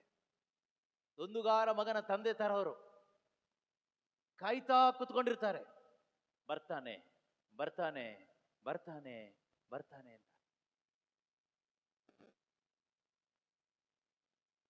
ಬರದೇ ಇದ್ರೆ ಇದ್ದವನಿ ನಷ್ಟ. ಈಗ ನೀವು ಒಂದ್ ಕಡೆ ಊರಿಗೆ ಹೋಗ್ಬೇಕು, ಬೆಂಗಳೂರಿಗೆ ಹೋಗ್ಬೇಕು ಅಂತ ಟಿಕೆಟ್ ಬುಕ್ ಮಾಡಿರ್ತೀರ. ನಿಮ್ಮ ಹೆಸರಿಗೆ ಒಂದು ಸೀಟ್ ರಿಸರ್ವ್ ಆಗಿರುತ್ತೆ. ಆದ್ರೆ ಟ್ರೈನ್ ಟೈಮಿಂಗ್ ರಾತ್ರಿ 8 ಗಂಟೆ. 8 ಗಂಟೆಗೆ ಟ್ರೈನ್ ಬರುತ್ತೆ. ನೀವು ಬಂದಿಲ್ಲ ಅಥವಾ ಬಂದಿದ್ದೀರೋ ಟ್ರೈನ್ ನೋಡಲ್ಲ. ಟ್ರೈನ್ ಟೈಮಿಂಗ್ ಟ್ರೈನ್ ಬರುತ್ತೆ, 8:05ಕ್ಕೆ ಟ್ರೈನ್ ಹೋಗೋ ಟೈಮ್ ಇದ್ರೆ 8:05ಕ್ಕೆ ಟ್ರೈನ್ ಹೊರಟೋಗುತ್ತೆ. ಅಯ್ಯೋ ಪಾಪ ಒಬ್ಬನ್ ಬಂದೇ ಇಲ್ಲ, ಆಕ್ಸಿಡೆಂಟ್ ಆಗ್ಬಿಟ್ಟಿದೆ, ಆಸ್ಪತ್ರೆಯಲ್ಲಿ ಇದ್ದಾನೆ, ಅವನು ಕಾದ್ಬಿಟ್ಟು ಬಂದ್ಮೇಲೆ ಕರ್ಕೊಂಡು ಹೋಗೋಣ ಅಂತ ಕೂತ್ಕೊಳ್ಳುತ್ತಾ? ಇಲ್ಲ. ಅಯ್ಯೋ ಮನೆಯಲ್ಲಿ ತುಂಬಾ ಪ್ರಾಬ್ಲಮ್, ಬೈಕೇ ಸಿಕ್ಕಿಲ್ಲ, ಅದರಿಂದ ನಡ್ಕೊಂಡು ಬರ್ತಾ ಇದ್ದಾನೆ ಅಂತ ಟ್ರೈನ್ ಏನಾದ್ರೂ ಅಲ್ಲಿ ನಿಂತ್ಕೊಳ್ಳಲ್ಲ. ಅಯ್ಯೋ ಮನೆಯಲ್ಲಿ ಇವನಿಗೆ ರೈಲ್ವೆ ಸ್ಟೇಷನ್ಗೆ ಡ್ರಾಪ್ ಮಾಡ್ಲಿಕ್ಕೆ ಯಾರೂ ಇಲ್ಲ, ಅದಕ್ಕೆ ಪಾಪ ಸ್ವಲ್ಪ ನಿಂತ್ಕೊಂಡು ಹೋಗೋಣ ಅಂತ ಟ್ರೈನ್ ನಿಂತ್ಕೊಳ್ಳಲ್ಲ. ಟ್ರೈನ್ ಟೈಮಿಗೆ ಟ್ರೈನ್ ಬರುತ್ತೆ, ಟ್ರೈನ್ ಟೈಮಿಗೆ ಟ್ರೈನ್ ಹೋಗುತ್ತೆ. ನೀನ್ ಕಾಯ್ತಾ ನಿಂತ್ಕೊಂಡಿರೆ ನೀನು ರಿಸರ್ವ್ ಮಾಡಿರೋ ಸೀಟಲ್ಲಿ ನೀನು ಇರ್ತೀಯ. ಇಲ್ಲ ಅಂದ್ರೆ ಟ್ರೈನ್ ಹೋಗ್ತಾ ಇರುತ್ತೆ, ಯಾರೆಲ್ಲ ಸ್ಟೇಷನ್ ಅಲ್ಲಿ ಕಾದು ನಿಂತ್ಕೊಂಡಿದ್ರೋ ಅವ್ರು ಹತ್ಕೊಳ್ತಾರೆ, ಟ್ರೈನ್ ತಲುಪಬೇಕಾದ ಸ್ಥಳಕ್ಕೆ ಬೆಂಗಳೂರಿಗೆ ತಲುಪುತ್ತೆ, ಅಲ್ಲಿ ಇಳಿಯೋರು ಇಳಿತಾರೆ, ನೀನ್ ಮಾತ್ರ ಇಲ್ಲೇ ಮೂಟೆ ಹೊತ್ಕೊಂಡು ನಿಂತ್ಕೊಂಡಿರ್ತೀಯ. ನಮ್ಮಲ್ಲಿ ಎಷ್ಟೋ ಜನ ಕ್ರೈಸ್ತರ ಜೀವನ ಹಾಗೇನೆ ಇರುತ್ತೆ. ಯೇಸು ಕ್ರಿಸ್ತರು ಬರೋ ಟೈಮಿಗೆ ಬಂದೇ ಬರ್ತಾರೆ. ಒಂದು ದಿನ ಅವರು ವಾಗ್ದಾನ ಮಾಡಿದ ಹಾಗೆ ಅವರು ಬಂದೇ ಬರ್ತಾರೆ. ಅವ್ರು ಬಂದು ಯಾರೆಲ್ಲ ಸಿದ್ಧರಾಗಿದ್ದಾರೋ ಅವ್ರನ್ನ ಕರ್ಕೊಂಡು ಹೋಗ್ತಾರೆ. ಮತ್ತಾಯನ ಶುಭ ಸಂದೇಶ 25ನೇ ಅಧ್ಯಾಯದಲ್ಲಿ 5 ಮಂದಿ ಅವಿವೇಕಿಗಳು ಅಂತ ಇದ್ದಾರೆ, ಅವಿವೇಕಿ ಕನ್ಯೆಯರು. ಅವ್ರ ತರ ಅಲ್ಲಿ ಇಲ್ಲಿ ಸುತ್ತಕೊಂಡಿದ್ರೆ ಮದುಮಗನಾದ ಯೇಸು ಕ್ರಿಸ್ತನು ಬರುವಾಗ ಹೋಗ್ಲಿಕ್ಕೆ ಯಾರು ಇರೋದಿಲ್ಲ. ನಾವು ಸಿದ್ಧರಾಗಬೇಕು. ನಾವು ಯಾವುದಕ್ಕೆಲ್ಲ ಸಿದ್ಧರಾಗ್ತೀವಿ? ಮದುವೆಗೆ ಸಿದ್ಧತೆ ನಡೆಸ್ತೀವಿ, ಮನೆ ಕಟ್ಟಲಿಕ್ಕೆ ಸಿದ್ಧರಾಗ್ತೀವಿ, ದುಡ್ಡು ಮಾಡಲಿಕ್ಕೆ ಸಿದ್ಧತೆ ಇರುತ್ತೆ, ಪ್ರತಿಯೊಂದಕ್ಕೂ ಸಿದ್ಧತೆ ಮಾಡ್ಕೊಳ್ತೀವಿ. ಕ್ರೈಸ್ತ ವಿಶ್ವಾಸಿಗಳಾದಾಗ ನಾವು ಸಿದ್ಧರಾಗಬೇಕಾಗಿರೋದು ಯೇಸು ಕ್ರಿಸ್ತನ ಪುನರಾಗಮನಕ್ಕಾಗಿ, ಅವರ ಜೊತೆಯಲ್ಲಿ ಮರಳಿ ಹೋಗುವುದಕ್ಕಾಗಿ, ಎಲ್ಲಕ್ಕಿಂತಲೂ ಹೆಚ್ಚಾಗಿ ಅತ್ಯಂತ ಭಯದಿಂದ ಎದುರು ನೋಡಬೇಕಾದ ಆ ದಂಡನೆಯ ತೀರ್ಪಿಗಾಗಿ ಕೂಡ ನಾವು ಸಿದ್ಧರಾಗಬೇಕು. ನಾವು ಅದಕ್ಕೆ ಒಳಗಾಗಬಾರ್ದು ಅಂತ. ಅದಲ್ಲದೆ ಸುಮ್ಮನೆ ನಾವು ಇಷ್ಟ ಬಂದಾಗೆ ಬದುಕೋದು ಅಲ್ಲ, ಜೀವನ ಅಲ್ಲ ಅದು. ಅದಲ್ಲ ಜೀವನ. ಪ್ರೇಷಿತರ ಕಾರ್ಯಕಲಾಪಗಳ ಪುಸ್ತಕ 17ನೇ ಅಧ್ಯಾಯದಲ್ಲಿ ಸಂತ ಪೌಲರು ಹೇಳ್ತಾರೆ, ಏನಂತ ಹೇಳ್ತಾರೆ ಗೊತ್ತಾ? ಅಲ್ಲಿ ಎಫೆಸ ಪಟ್ಟಣದಲ್ಲಿದ್ದಂತಹ ಜನರಿಗೆ ದೇವರ ಬಗ್ಗೆ ಹೇಳಿ, ನೋಡಿ, ದೇವರು ನಿಮ್ಮಲ್ಲಿ ಯಾರೊಬ್ಬರಿದ್ದಾನೋ ದೂರ ಇಲ್ಲ, ನೀವೆಲ್ಲರೂ ದೇವರನ್ನ ಹುಡುಕ್ಬೇಕು, ದೇವ್ರನ್ನ ಕಂಡ್ಕೋಬೇಕು, ಆ ಸ್ವರ್ಗ ರಾಜ್ಯಕ್ಕೆ ಬರಬೇಕು, ಮುಕ್ತಿ ಪಡ್ಕೋಬೇಕು ಅಂತಾನೆ ದೇವರು ನಿಮ್ಮನ್ನೆಲ್ಲರನ್ನು ಸೃಷ್ಟಿ ಮಾಡಿದ್ದಾರೆ. ನಿಮ್ಗೆಲ್ಲ ಮೂಲ ಒಂದೇ, ಆದಾಮ ಮತ್ತು ಹವ್ವಳು. ಆ ಒಂದೇ ಮೂಲದಿಂದ ದೇವರು ಎಲ್ಲಾ ಜನಾಂಗವನ್ನು ಸೃಷ್ಟಿ ಮಾಡಿದ್ರು. ಕೊನೆಯಲ್ಲಿ ದೇವರು ಮನುಷ್ಯನ ಪಾಪ ಪರಿಹಾರಕ್ಕಾಗಿ ಒಬ್ಬರನ್ನ ಕಳಿಸಿಕೊಟ್ರು, ಯೇಸುವನ್ನು ಕಳಿಸಿಕೊಟ್ರು. ಅವರ ಮುಖಾಂತರ ಎಲ್ಲರ ಮನುಷ್ಯರ ಪಾಪವನ್ನು ಪರಿಹಾರ ಮಾಡಿ ವಿಶ್ವಾಸ ಇಟ್ಟವರಿಗೆ ನಿತ್ಯ ಜೀವ ಕೊಡುವ ಒಂದು ಅವಕಾಶ ಕೊಟ್ಟರು, ಸಿಗುವಂತ ಒಂದು ಅವಕಾಶ ಕೊಟ್ಟರು, ಅವರನ್ನ ಪುನರುತ್ಥಾನಗೊಳಿಸಿದ್ರು. ಅದಾದ್ಮೇಲೆ 31ನೇ ವಾಕ್ಯದಲ್ಲಿ ಹೇಳ್ತಾರೆ, ಏನಂತ ಹೇಳ್ತಾರೆ ಗೊತ್ತಾ? ಓದೋಣ. ಏಕೆಂದರೆ ಅವರು ಒಂದು ದಿನವನ್ನು ಗೊತ್ತು ಮಾಡಿದ್ದಾರೆ. ಕೇಳಿಸ್ಕೊಳ್ಳಿ, ಸೀರಿಯಸ್ ಆಗಿ ಕೇಳಿಸ್ಕೊಳ್ಳಿ. ಕ್ರೈಸ್ತರು ಅಂತ ಇರುವ ಎಲ್ಲರೂ ನೀವು ಸೀರಿಯಸ್ ಆಗಿ ಕೇಳಿಸ್ಕೊಂಡ್ರೆ ನಿಮ್ಮ ಆತ್ಮ ಒಂದು ದಿನ ಸ್ವರ್ಗದಲ್ಲಿ ಇರುತ್ತೆ. ನೀವು ಸ್ವರ್ಗದಲ್ಲಿ ಇರ್ತೀರಿ. ಇಲ್ಲ ಅಂದ್ರೆ ಖಂಡಿತವಾಗಲೂ ಅದು ಕಳ್ಕೊಳ್ಳುವ ಸಾಧ್ಯತೆಗಳು ಜಾಸ್ತಿ ಇರುತ್ತೆ. ಯಾರು ಕಳ್ಕೋಬಾರ್ದು. ದೇವರು ಕರುಣಾಮಯಿ. ಆ ಕರುಣೆಯನ್ನ ನಾವು ಮಿಸ್ಯೂಸ್ ಮಾಡಬಾರ್ದು. ಕರುಣಾಮಯಿ ಅಂತ ಹೇಳ್ಬಿಟ್ಟು ಎಲ್ಲರನ್ನೂ ಹೊತ್ಕೊಂಡು ಹೋಗಿ ಕೂರ್ಸೋದಿಲ್ಲ. ದಾರಿ ಓಪನ್ ಮಾಡಿ ಇಟ್ಟಿದ್ದಾರೆ ಯೇಸು. ಆ ದಾರಿ ಮುಖಾಂತರ ಬರಬೇಕು. ಆಯ್ತಾ? ಓದಿ. ಏಕೆಂದರೆ ಅವರು ಒಂದು ದಿನವನ್ನು ಗೊತ್ತು ಮಾಡಿದ್ದಾರೆ. ಏಕೆಂದರೆ ದೇವರು ಒಂದು ದಿನವನ್ನ ಗುರುತು ಮಾಡಿದ್ದಾರೆ. ದೇವರೊಂದು ದಿನ ಫಿಕ್ಸ್ ಮಾಡಿದ್ದಾರೆ ಅಂತ. ಆಯ್ತಾ? ಆ ದಿನದಂದು ತಾವು ನೇಮಿಸಿದ ಒಬ್ಬ ವ್ಯಕ್ತಿಯ ಮುಖಾಂತರ, ತಾವು ನೇಮಿಸಿದ ಒಬ್ಬ ವ್ಯಕ್ತಿ, ಯಾರದು? ಕ್ರಿಸ್ತ ಯೇಸು. ತೀರ್ಪು ಕೊಡುವ ಹಕ್ಕನ್ನ ದೇವರು ಯಾರಿಗೆ ಕೊಟ್ಟಿದ್ದಾರೆ? ಯೇಸುವಿಗೆ ಕೊಟ್ಟಿದ್ದಾರೆ. ಅವರೇ ಹೇಳ್ತಾರೆ, ಯೋಹಾನ ಸುವಾರ್ತೆಯಲ್ಲಿ ನಾವು ಓದ್ತೀವಿ, ತೀರ್ಪು ಕೊಡುವ ಹಕ್ಕನ್ನ ದೇವರು ಪುತ್ರನಿಗೆ ಕೊಟ್ಟಿದ್ದಾರೆ ಅಂತ ಹೇಳ್ತಾರೆ. ತೀರ್ಪು, ನ್ಯಾಯ ತೀರ್ಪು. ಆ ತೀರ್ಪು ಕೊಡ್ತಾರೆ. ದಂಡನ ತೀರ್ಪಲ್ಲ, ನ್ಯಾಯ ತೀರ್ಪು, ಜಡ್ಜ್ಮೆಂಟ್. ಓಕೆ. ಇಡೀ ಜಗತ್ತಿಗೆ ನ್ಯಾಯ ನಿರ್ಣಯ ಮಾಡುವರು. ಇಡೀ ಜಗತ್ತಿಗೆ ಒಂದು ದಿನ ದೇವರು ನ್ಯಾಯ ನಿರ್ಣಯ ಮಾಡ್ತಾರೆ. ಅವತ್ತು ನಾನು ಇರ್ತೀನಿ, ನೀವು ಇರ್ತೀರಿ. ಈ ಪ್ರಪಂಚದಲ್ಲಿ ಯಾರೆಲ್ಲ ಹುಟ್ಟಿದಾರೋ, ಒಳ್ಳೆಯವರು ಕೆಟ್ಟವರು, ಕ್ರೈಸ್ತರು ಅಕ್ರೈಸ್ತರು, ಕ್ಯಾಥಲಿಕ್ಸು ಪ್ರೊಟೆಸ್ಟೆಂಟು ಪೆಂಟೆಕಾಸ್ಟ್, ಕ್ರೈಸ್ತ ವಿರೋಧಿಗಳು, ಪ್ರತಿಯೊಬ್ಬರು ಇರ್ತಾರೆ. ಆ ಜಡ್ಜ್ಮೆಂಟ್ ಡೇ ಅಲ್ಲಿ ಎಲ್ಲರನ್ನ ದೇವರು ಎಬ್ಬಿಸ್ತಾರೆ, ಎಲ್ಲರನ್ನೂ ಪುನರುತ್ಥಾನಗೊಳಿಸ್ತಾರೆ. ಯೇಸು ಕ್ರಿಸ್ತರು ಹೇಳ್ತಾರೆ, ಸಜ್ಜನರು ಸಜೀವಕ್ಕಾಗಿ ಪುನರುತ್ಥಾನರಾಗ್ತಾರೆ, ದುರ್ಜನರು ದಂಡನೆಯ ತೀರ್ಪಿಗಾಗಿ ಪುನರುತ್ಥಾನರಾಗ್ತಾರೆ. ಪುನರುತ್ಥಾನ ಇದೆ ಎಲ್ಲರಿಗೂ. ಆ ದಿನವನ್ನು ದೇವರು ನಿಶ್ಚಯ ಮಾಡಿದ್ದಾರೆ. ಆ ವ್ಯಕ್ತಿಯ ಮುಖಾಂತರ ಇಡೀ ಜಗತ್ತಿಗೆ ನ್ಯಾಯ ನಿರ್ಣಯ ಮಾಡುವರು. ಇದನ್ನು ಎಲ್ಲರಿಗೂ ಖಚಿತಪಡಿಸಲೆಂದೇ, ಇದನ್ನು ನನಗೂ ನಿಮಗೂ ಎಲ್ಲ ಮನುಷ್ಯನಿಗೂ ಖಚಿತಪಡಿಸಲೆಂದೇ ಆ ವ್ಯಕ್ತಿಯನ್ನು ಮರಣದಿಂದ ಪುನರುತ್ಥಾನಗೊಳಿಸಿದ್ದಾರೆ. ಆ ವ್ಯಕ್ತಿ ಯಾರು? ಯೇಸು. ಯೇಸುವನ್ನ ದೇವರು ಮರಣದಿಂದ ಪುನರುತ್ಥಾನಗೊಳಿಸಿದ್ದಾರೆ. ಯಾಕೆ ಅಂದ್ರೆ ಇವರೇ ಮುಂದೆ ನಿಮಗೆ ತೀರ್ಪು ಕೊಡುವವರು. ಇವರಲ್ಲಿ ವಿಶ್ವಾಸ ಇಡಿ, ಇವರನ್ನು ಹಿಡ್ಕೊಳ್ಳಿ, ಇವರನ್ನು ಆಶ್ರಯಿಸಿ ಬದುಕಿ. ಆಗ ನಿಮ್ಗೇನ್ ಸಿಗುತ್ತೆ? ನಿತ್ಯ ಜೀವ ಸಿಗುತ್ತೆ. ಪ್ರೀತಿಯ ಸಹೋದರ ಸಹೋದರಿಯರೇ, ಆ ಸಮಾರಿತ ಸ್ತ್ರೀ ಭಾಗ್ಯವಂತಳಾದ್ಲು. ಅವಳಿಗೆ ಪವಿತ್ರಾತ್ಮ ಯಾರು ಗೊತ್ತಿಲ್ಲ, ಯೇಸು ಯಾರು ಗೊತ್ತಿಲ್ಲ, ಜೀವ ಜಲ ಅಂದ್ರೆ ಏನು ಗೊತ್ತಿಲ್ಲ, ನಿತ್ಯ ಜೀವ ಅಂದ್ರೆ ಏನು ಗೊತ್ತಿಲ್ಲ. ಆದ್ರೆ ಅವಳು ಬಾಯಿ ಬಿಟ್ಟು ಕೇಳಿದ್ಲು, ನನಗೆ ಆ ನೀರು ಕೊಡಿ ಅಂತ. ನೀರು ನನಗೆ ಬೇಕು, ಆಸೆ ಪಟ್ಲು. ಅವಳು ಪವಿತ್ರಾತ್ಮರಿಗಾಗ ಆಸೆ ಪಟ್ಟು ಕೇಳಿದ್ದಲ್ಲ. ಆಯ್ತಾ? ಅವಳು ಆಸೆ ಪಟ್ಟಿದ್ದೇನು ಗೊತ್ತಾ? ಇಷ್ಟು ದೂರ ಈ ನೀರು ಸೇದೋದಕ್ಕೆ ಬರೋದು ತಪ್ಪುತ್ತೆ. ನೀವೇನೋ ಹೇಳ್ತಾ ಇದ್ದೀರಿ, ನನ್ನ ಹತ್ರ ಒಂದು ನೀರಿದೆ, ಆ ನೀರು ಕುಡಿದ್ರೆ ನಿನ್ನ ದಾಹ ಹೋಗುತ್ತೆ, ನಿನ್ನ ಒಳಗಡೆ ಆ ನೀರು ಉಕ್ಕಿ ಹರಿಯುವ ಬುಗ್ಗೆಯಾಗಿ ನಿತ್ಯ ಜೀವ ತಗೊಂಡ್ ಬರುತ್ತೆ ಅಂತ. ನನಗೆ ಆ ನೀರು ಕೊಡಿ, ನಾನು ಕುಡಿತೀನಿ. ಇವತ್ತು ಯಾರೆಲ್ಲ ಕೇಳ್ತಿರೋ ಆ ನೀರು ಕೊಡ್ತಾರೆ ಯೇಸು. ಆ ನೀರು ಪವಿತ್ರ ಆತ್ಮ. ಈ ಪವಿತ್ರ ಆತ್ಮರನ್ನ ನಾವು ಪಡ್ಕೊಂಡಾಗ ಏನಾಗುತ್ತೆ ಕೇಳಿದ್ರೆ, ನಮಗೆ ಹೊಸ ಜೀವ ಸಿಗುತ್ತೆ, ನೂತನ ಜೀವ. ಏನ್ ಸಿಗುತ್ತೆ? ನ್ಯೂ ಲೈಫ್ ಅಂತ ಹೇಳ್ತೀವಲ್ಲ. ಈಗ ಈ ನ್ಯೂ ಲೈಫ್ ಅಂತ ಒಂದು ಸಭೆ ಎಲ್ಲ ಇದೆಯಲ್ವಾ, ಒಂದು ಡಿನಾಮಿನೇಷನ್ ಸಭೆ, ಪಂಗಡ, ಅದೆಲ್ಲ ನಾನು ಹೇಳ್ತಾ ಇರೋದು. ಆ ನ್ಯೂ ಲೈಫ್ ಬಗ್ಗೆ ಎಲ್ಲ ಹೇಳ್ತಾ ಇರೋದು. ನಮ್ಮ ಒಳಗೆ ಒಂದು ಹೊಸ ಲೈಫ್ ಸಿಗುತ್ತೆ, ನ್ಯೂ ಲೈಫ್. ಈಗ ನಮಗೆ ಲೈಫ್ ಇದೆ, ಈ ಬಾಡಿಯಲ್ಲಿ ನಮಗೊಂದು ಲೈಫ್ ಇದೆ. ಈಗ ನಮ್ಗೆಲ್ರಿಗೂ ಲೈಫ್ ಇದೆಯಾ? ಜೀವ ಇದೆಯಾ? ನಮಗೆಲ್ರಿಗೂ ಜೀವ ಇದೆ. ಈ ಜೀವ ಇದೆಯಲ್ವಾ, ಈ ದೇಹದಲ್ಲಿ ಇರುವ ಜೀವ, ಈ ಜೀವದಿಂದ ಈ ಲೋಕದಲ್ಲಿ ಮಾತ್ರ ಬದುಕ್ಬೋದು ಅಷ್ಟೇ, ಸ್ವರ್ಗಕ್ಕೆ ಹೋಗಕ್ಕಾಗಲ್ಲ. ಈ ಜೀವ ಇಲ್ಲಿ ಮಾತ್ರ ವ್ಯಾಲಿಡ್. ಈಗ ನಮ್ಮ ದೇಹದಲ್ಲಿ ಜೀವ ಇದೆಯಾ? ಇದೆಯಾ? ಇದೆ. ಇದು ಎಲ್ಲಿ ಬದುಕ್ಬೋದು ಕೇಳಿದ್ರೆ ಇಲ್ಲಿ ಮಾತ್ರ.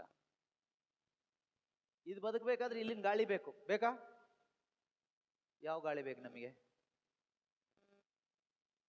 ಉಸಿರಾಡೋದು ಯಾವ ಗಾಳಿ? ಯಾವ ಗಾಳಿ? ಸುಮ್ಮನೆ ಗಾಳಿ ಅಲ್ಲ. ಗಾಳಿಯಲ್ಲಿ ಏನು ಹೇಳ್ತೀರ ಅದಕ್ಕೆ? ಗಾಳಿ ಹೆಸರೇನು? ಅಲ್ಲ, ಶುದ್ಧವಾದ ಗಾಳಿ, ಅದಕ್ಕೆ ಏನಾದ್ರು ಹೆಸರಿದೆಯಾ? ನಮಗೆ ಉಸಿರಾಡ್ಲಿಕ್ಕೆ ಬೇಕಾದ ಗಾಳಿಯ ಹೆಸರೇನು? ಆಮ್ಲಜನಕ ಅಲ್ವಾ? ಆಕ್ಸಿಜನ್ ಅಂತ ಹೇಳ್ತೀವಲ್ಲ. ಕೊರೋನಾ ಬಂದಾಗ ಎಷ್ಟೋ ಜನಕ್ಕೆ ಆಸ್ಪತ್ರೆಯಲ್ಲಿ ಆಕ್ಸಿಜನ್ ಕೊಟ್ರಲ್ವಾ? ದುಡ್ಡು ಕೊಟ್ಟು ಹಾಕ್ಸ್ಕೊಂಡ್ವಲ್ಲ ಆಕ್ಸಿಜನ್, ಗಾಳಿ. ಕರೆಕ್ಟಾ? ಹಾ. ದೇವರು ಫ್ರೀಯಾಗಿ ಭೂಮಿ ಮೇಲೆ ಸೃಷ್ಟಿ ಮಾಡಿದ್ದಾರೆ. ಈ ಪ್ರಾಣಿಗಳು, ಮನುಷ್ಯ ಎಲ್ಲ ಈ ದೇಹದಲ್ಲಿ ಉಸಿರಾಡ್ಕೊಂಡು ಬದುಕಲಿಕ್ಕೋಸ್ಕರ. ಆದ್ರಿಂದ ಈ ಜೀವಕ್ಕೆ, ಈ ಜೀವ ಈ ಭೂಮಿಯಲ್ಲಿ, ಈ ದೇಹ ಜೀವಂತವಾಗಿರ್ಬೇಕಾದ್ರೆ ದೇವರು ಸೃಷ್ಟಿ ಮಾಡಿದ ಈ ಆಕ್ಸಿಜನ್, ಆಮ್ಲಜನಕ ಗಾಳಿ ಬೇಕು. ಅದು ಈ ಭೂಮಿಗೆ ಮಾತ್ರ ಸೀಮಿತ. ಆದ್ರೆ ಸ್ವರ್ಗದಲ್ಲಿ ಆಕ್ಸಿಜನ್ ಇಲ್ವಲ್ಲ, ಪರಲೋಕದಲ್ಲಿ ಆಕ್ಸಿಜನ್ ಇಲ್ವಲ್ಲ. ಅಲ್ಲಿ ಬದುಕಬೇಕಂದ್ರೆ ಅಲ್ಲಿನ ಗಾಳಿ ಬೇಕು. ಆ ಗಾಳಿ ಹೆಸರೇ ಪವಿತ್ರ ಆತ್ಮ, ಹೋಲಿ ಸ್ಪಿರಿಟ್, ನ್ಯೂಮಾ ಅಂತ ಹೇಳ್ತೀವಿ. ರೂಹ ಅಂದ್ರೆ ಗಾಳಿ ಅಂತ. ಪವಿತ್ರ ರೂಹನೆ ಅಂತ ಹಾಡ್ತೀವಲ್ವಾ? ಪವಿತ್ರ ರೂಹ ಅಂದ್ರೆ ಗಾಳಿ ಅಂತ ಅರ್ಥ. ಗಾಳಿ. ನೀವು ಆದಿಕಾಂಡ ಪುಸ್ತಕದಲ್ಲಿ ಓದುವಾಗ ಪ್ರಾರಂಭದಲ್ಲಿ ನಾವು ನೋಡ್ತೀವಿ, ದೇವರಿಂದ ಬಂದ ಗಾಳಿ ಒಂದು ಜಲರಾಶಿಯ ಮೇಲೆ ಚಲಿಸ್ತಾ ಇತ್ತು. ಎ ವಿಂಡ್ ಫ್ರಮ್ ಗಾಡ್ ಅಂತ ಇದೆ. ಪವಿತ್ರ ಆತ್ಮ. ಅದು ಯಾವುದೋ ಗಾಳಿ ಅಲ್ಲ, ಗಾಳಿ ಒಂದು ಸಾಂಕೇತಿಕ. ಅದು ಪವಿತ್ರಾತ್ಮ ಗಾಳಿ ಅಲ್ಲ, ಆಯ್ತಾ? ಪವಿತ್ರಾತ್ಮ ಗಾಳಿ ಅಲ್ಲ, ಪವಿತ್ರಾತ್ಮ ದೇವರು. ನಮ್ಮ ದೇವರು ಯಾರು ಕೇಳಿದ್ರೆ ಪಿತಾಸುತ ಪವಿತ್ರಾತ್ಮ, ತ್ರೇಕ ದೇವರು. ಆ ಪರಮತ್ರಿತ್ವದಲ್ಲಿ ಒಬ್ಬ ವ್ಯಕ್ತಿ ಪವಿತ್ರಾತ್ಮ. ಗಾಳಿ ಒಂದು ಸಾಂಕೇತಿಕ ಅಷ್ಟೇನೆ. ಯಾಕೆ ಸಾಂಕೇತಿಕ ಅಂದ್ರೆ ನಮ್ಗೆ ಜೀವ ಅವರೇ. ಯಾರು ಒಳಗಡೆ ಈ ಪವಿತ್ರಾತ್ಮ ಬರ್ತಾರೋ ಅವರಿಗೆ ಹೊಸ ಒಂದು ಜೀವ ಸಿಗುತ್ತೆ. ಈ ಹೊಸ ಜೀವ ಪಡ್ಕೊಂಡವರು ಹೊಸ ಜೀವನ ಪ್ರಾರಂಭ ಮಾಡ್ತಾರೆ. ಈ ಹೊಸ ಜೀವ ಪಡ್ಕೊಳ್ದೇ ಇದ್ರೆ ಕ್ರಿಶ್ಚಿಯನ್ ಆಗಿದ್ರು, ಕ್ಯಾಥಲಿಕ್ ಆಗಿದ್ರು, ಪ್ರಾಟೆಸ್ಟೆಂಟ್ ಆಗಿದ್ರು, ಪೆಂಟಿಕೋಸ್ಟಸ್ ಆಗಿದ್ರು, ಕರಿಸ್ಮ್ಯಾಟಿಕ್ಸ್ ಆಗಿದ್ರು, ಹಳೆ ಜೀವನನೇ. ಹಳೆ ಜೀವನ ಯಾವುದು? ತಿನ್ನು, ಕುಡಿ, ಮಜಾ ಮಾಡು, ದುಡಿ ದುಡಿ, ಭಾನುವಾರ ತಪ್ಪದೇ ಚರ್ಚಿಗೆ ಹೋಗು, ತಪಸ್ಸು ಕಾಲ ಮಾಡು, ಎಲ್ಲ ಕಾಲ ಮಾಡು, ಲಾಸ್ಟಿಗೆ ಕ್ರಿಸ್ತನಿಗಾಗಿ ಬದುಕೋದು ಯಾವತ್ತು? ದೇವರನ್ನ ಮಹಿಮೆ ಪಡಿಸೋದು ಯಾವತ್ತು? ನನ್ನ ಜೀವನ ದೇವರಿಗೆ ಉಪಯೋಗ ಆಗೋದು ಯಾವಾಗ? ಯೋಚನೆ ಮಾಡಿ ನೋಡಿ. ಎದ್ದು ನಿಂತ್ಕೊಳ್ಳೋಣ ಒಂದು ನಿಮಿಷ. ಪ್ರೀತಿಯ ಸಹೋದರ ಸಹೋದರಿಯರೇ, ದೇವರು ನಮಗೆ ಕೊಟ್ಟಂತ ಒಂದು ಸುಂದರವಾದ ಅವಕಾಶ, ಅವರ ಆತ್ಮವನ್ನ ಪಡ್ಕೊಳ್ಳಿಕ್ಕೆ. ಈ ಒಂದು ಸಮಯದಲ್ಲಿ, ಈ ಒಂದು ಆರಾಧನೆ ವೇಳೆ ನಾವು ಅದಕ್ಕಾಗಿ ಪ್ರಾರ್ಥಿಸೋಣ. ದೇವರೇ, ನಿನ್ನ ಪವಿತ್ರ ಆತ್ಮನ ನನಗೆ ಬೇಕು. ಅಂದು ಆ ಸಮಾರಿತದ ಸ್ತ್ರೀ ಕೇಳಿದ್ಲು, ಆ ನೀರನ್ನು ನನಗೆ ಕೊಡಿ ಎಂದು. ಅವಳು ಕೇಳಿದ ಯೇಸು ಸ್ವಾಮಿ ಹತ್ರ. ಅದೇ ಯೇಸು ಈಗಲೂ ಇದ್ದಾರಾ? ನಿನ್ನೆ ಇದ್ದ ಹಾಗೆ ಈಗಲೂ ಕೂಡ ಯೇಸು ಜೀವಂತರಾಗಿ ಇದ್ದಾರೆ. ಈ ಒಂದು ಆರಾಧನೆಯ ಸಮಯದಲ್ಲಿ ಅದೇ ಯೇಸು ಇರ್ತಾರೆ, ಇನ್ನೊಂದು ಯೇಸು ಅಲ್ಲ. ಅದೇ ಯೇಸು ಇದ್ದಾರೆ. ಆ ಯೇಸು ಸ್ವಾಮಿ ಹತ್ರ ನಾವು ಒಂದೇ ಒಂದು ಕೇಳೋಣ. ಯೇಸುವೆ, ನಾನು ಪಾಪಿ, ನನ್ನನ್ನು ಕ್ಷಮಿಸಿ. ನನಗೊಂದು ಅವಕಾಶ ಕೊಟ್ಟಿದ್ದೀರಿ ನಿನ್ನ ಮಗನಾಗ್ಲಿಕ್ಕೆ, ದೇವರ ಮಗನಾಗ್ಲಿಕ್ಕೆ, ದೇವರ ಮಗಳಾಗ್ಲಿಕ್ಕೆ. ನಾನು ನಂಬ್ತೀನಿ ಸ್ವಾಮಿ, ನೀನು ನನಗೋಸ್ಕರ ಬಂದಿದ್ದೀರಿ, ನನ್ನ ಪಾಪವನ್ನೆಲ್ಲ ನೀವು ತೊಳೆದಿದ್ದೀರಿ ಎಂದು ನಾನು ನಂಬ್ತೀನಿ. ನಿನ್ನ ಮಗನಾಗಿ, ನಿನ್ನ ಮಗಳಾಗಿ ನಾನು ಜೀವಿಸ್ತೀನಪ್ಪ ಅಂತ ಒಂದು ಒಳ್ಳೆ ತೀರ್ಮಾನ ಮಾಡಿ ಈ ಒಂದು ಆರಾಧನೆ ವೇಳೆಯಲ್ಲಿ ನಾವು ಯೇಸುವಿನಲ್ಲಿ ಕೇಳೋಣ, ಯೇಸುವೆ ನನಗೂ ಅಂಥ ನೀರನ್ನು ಕೊಡಿ, ನನಗೂ ಪವಿತ್ರ ಆತ್ಮನನ್ನು ನೀಡಿ. ನಾನು ಕೇವಲ ಈ ಲೋಕದ ಒಂದು ಜೀವ ಪಡ್ಕೊಂಡು ಬದುಕಿ ಹೋಗಬಾರ್ದಪ್ಪ.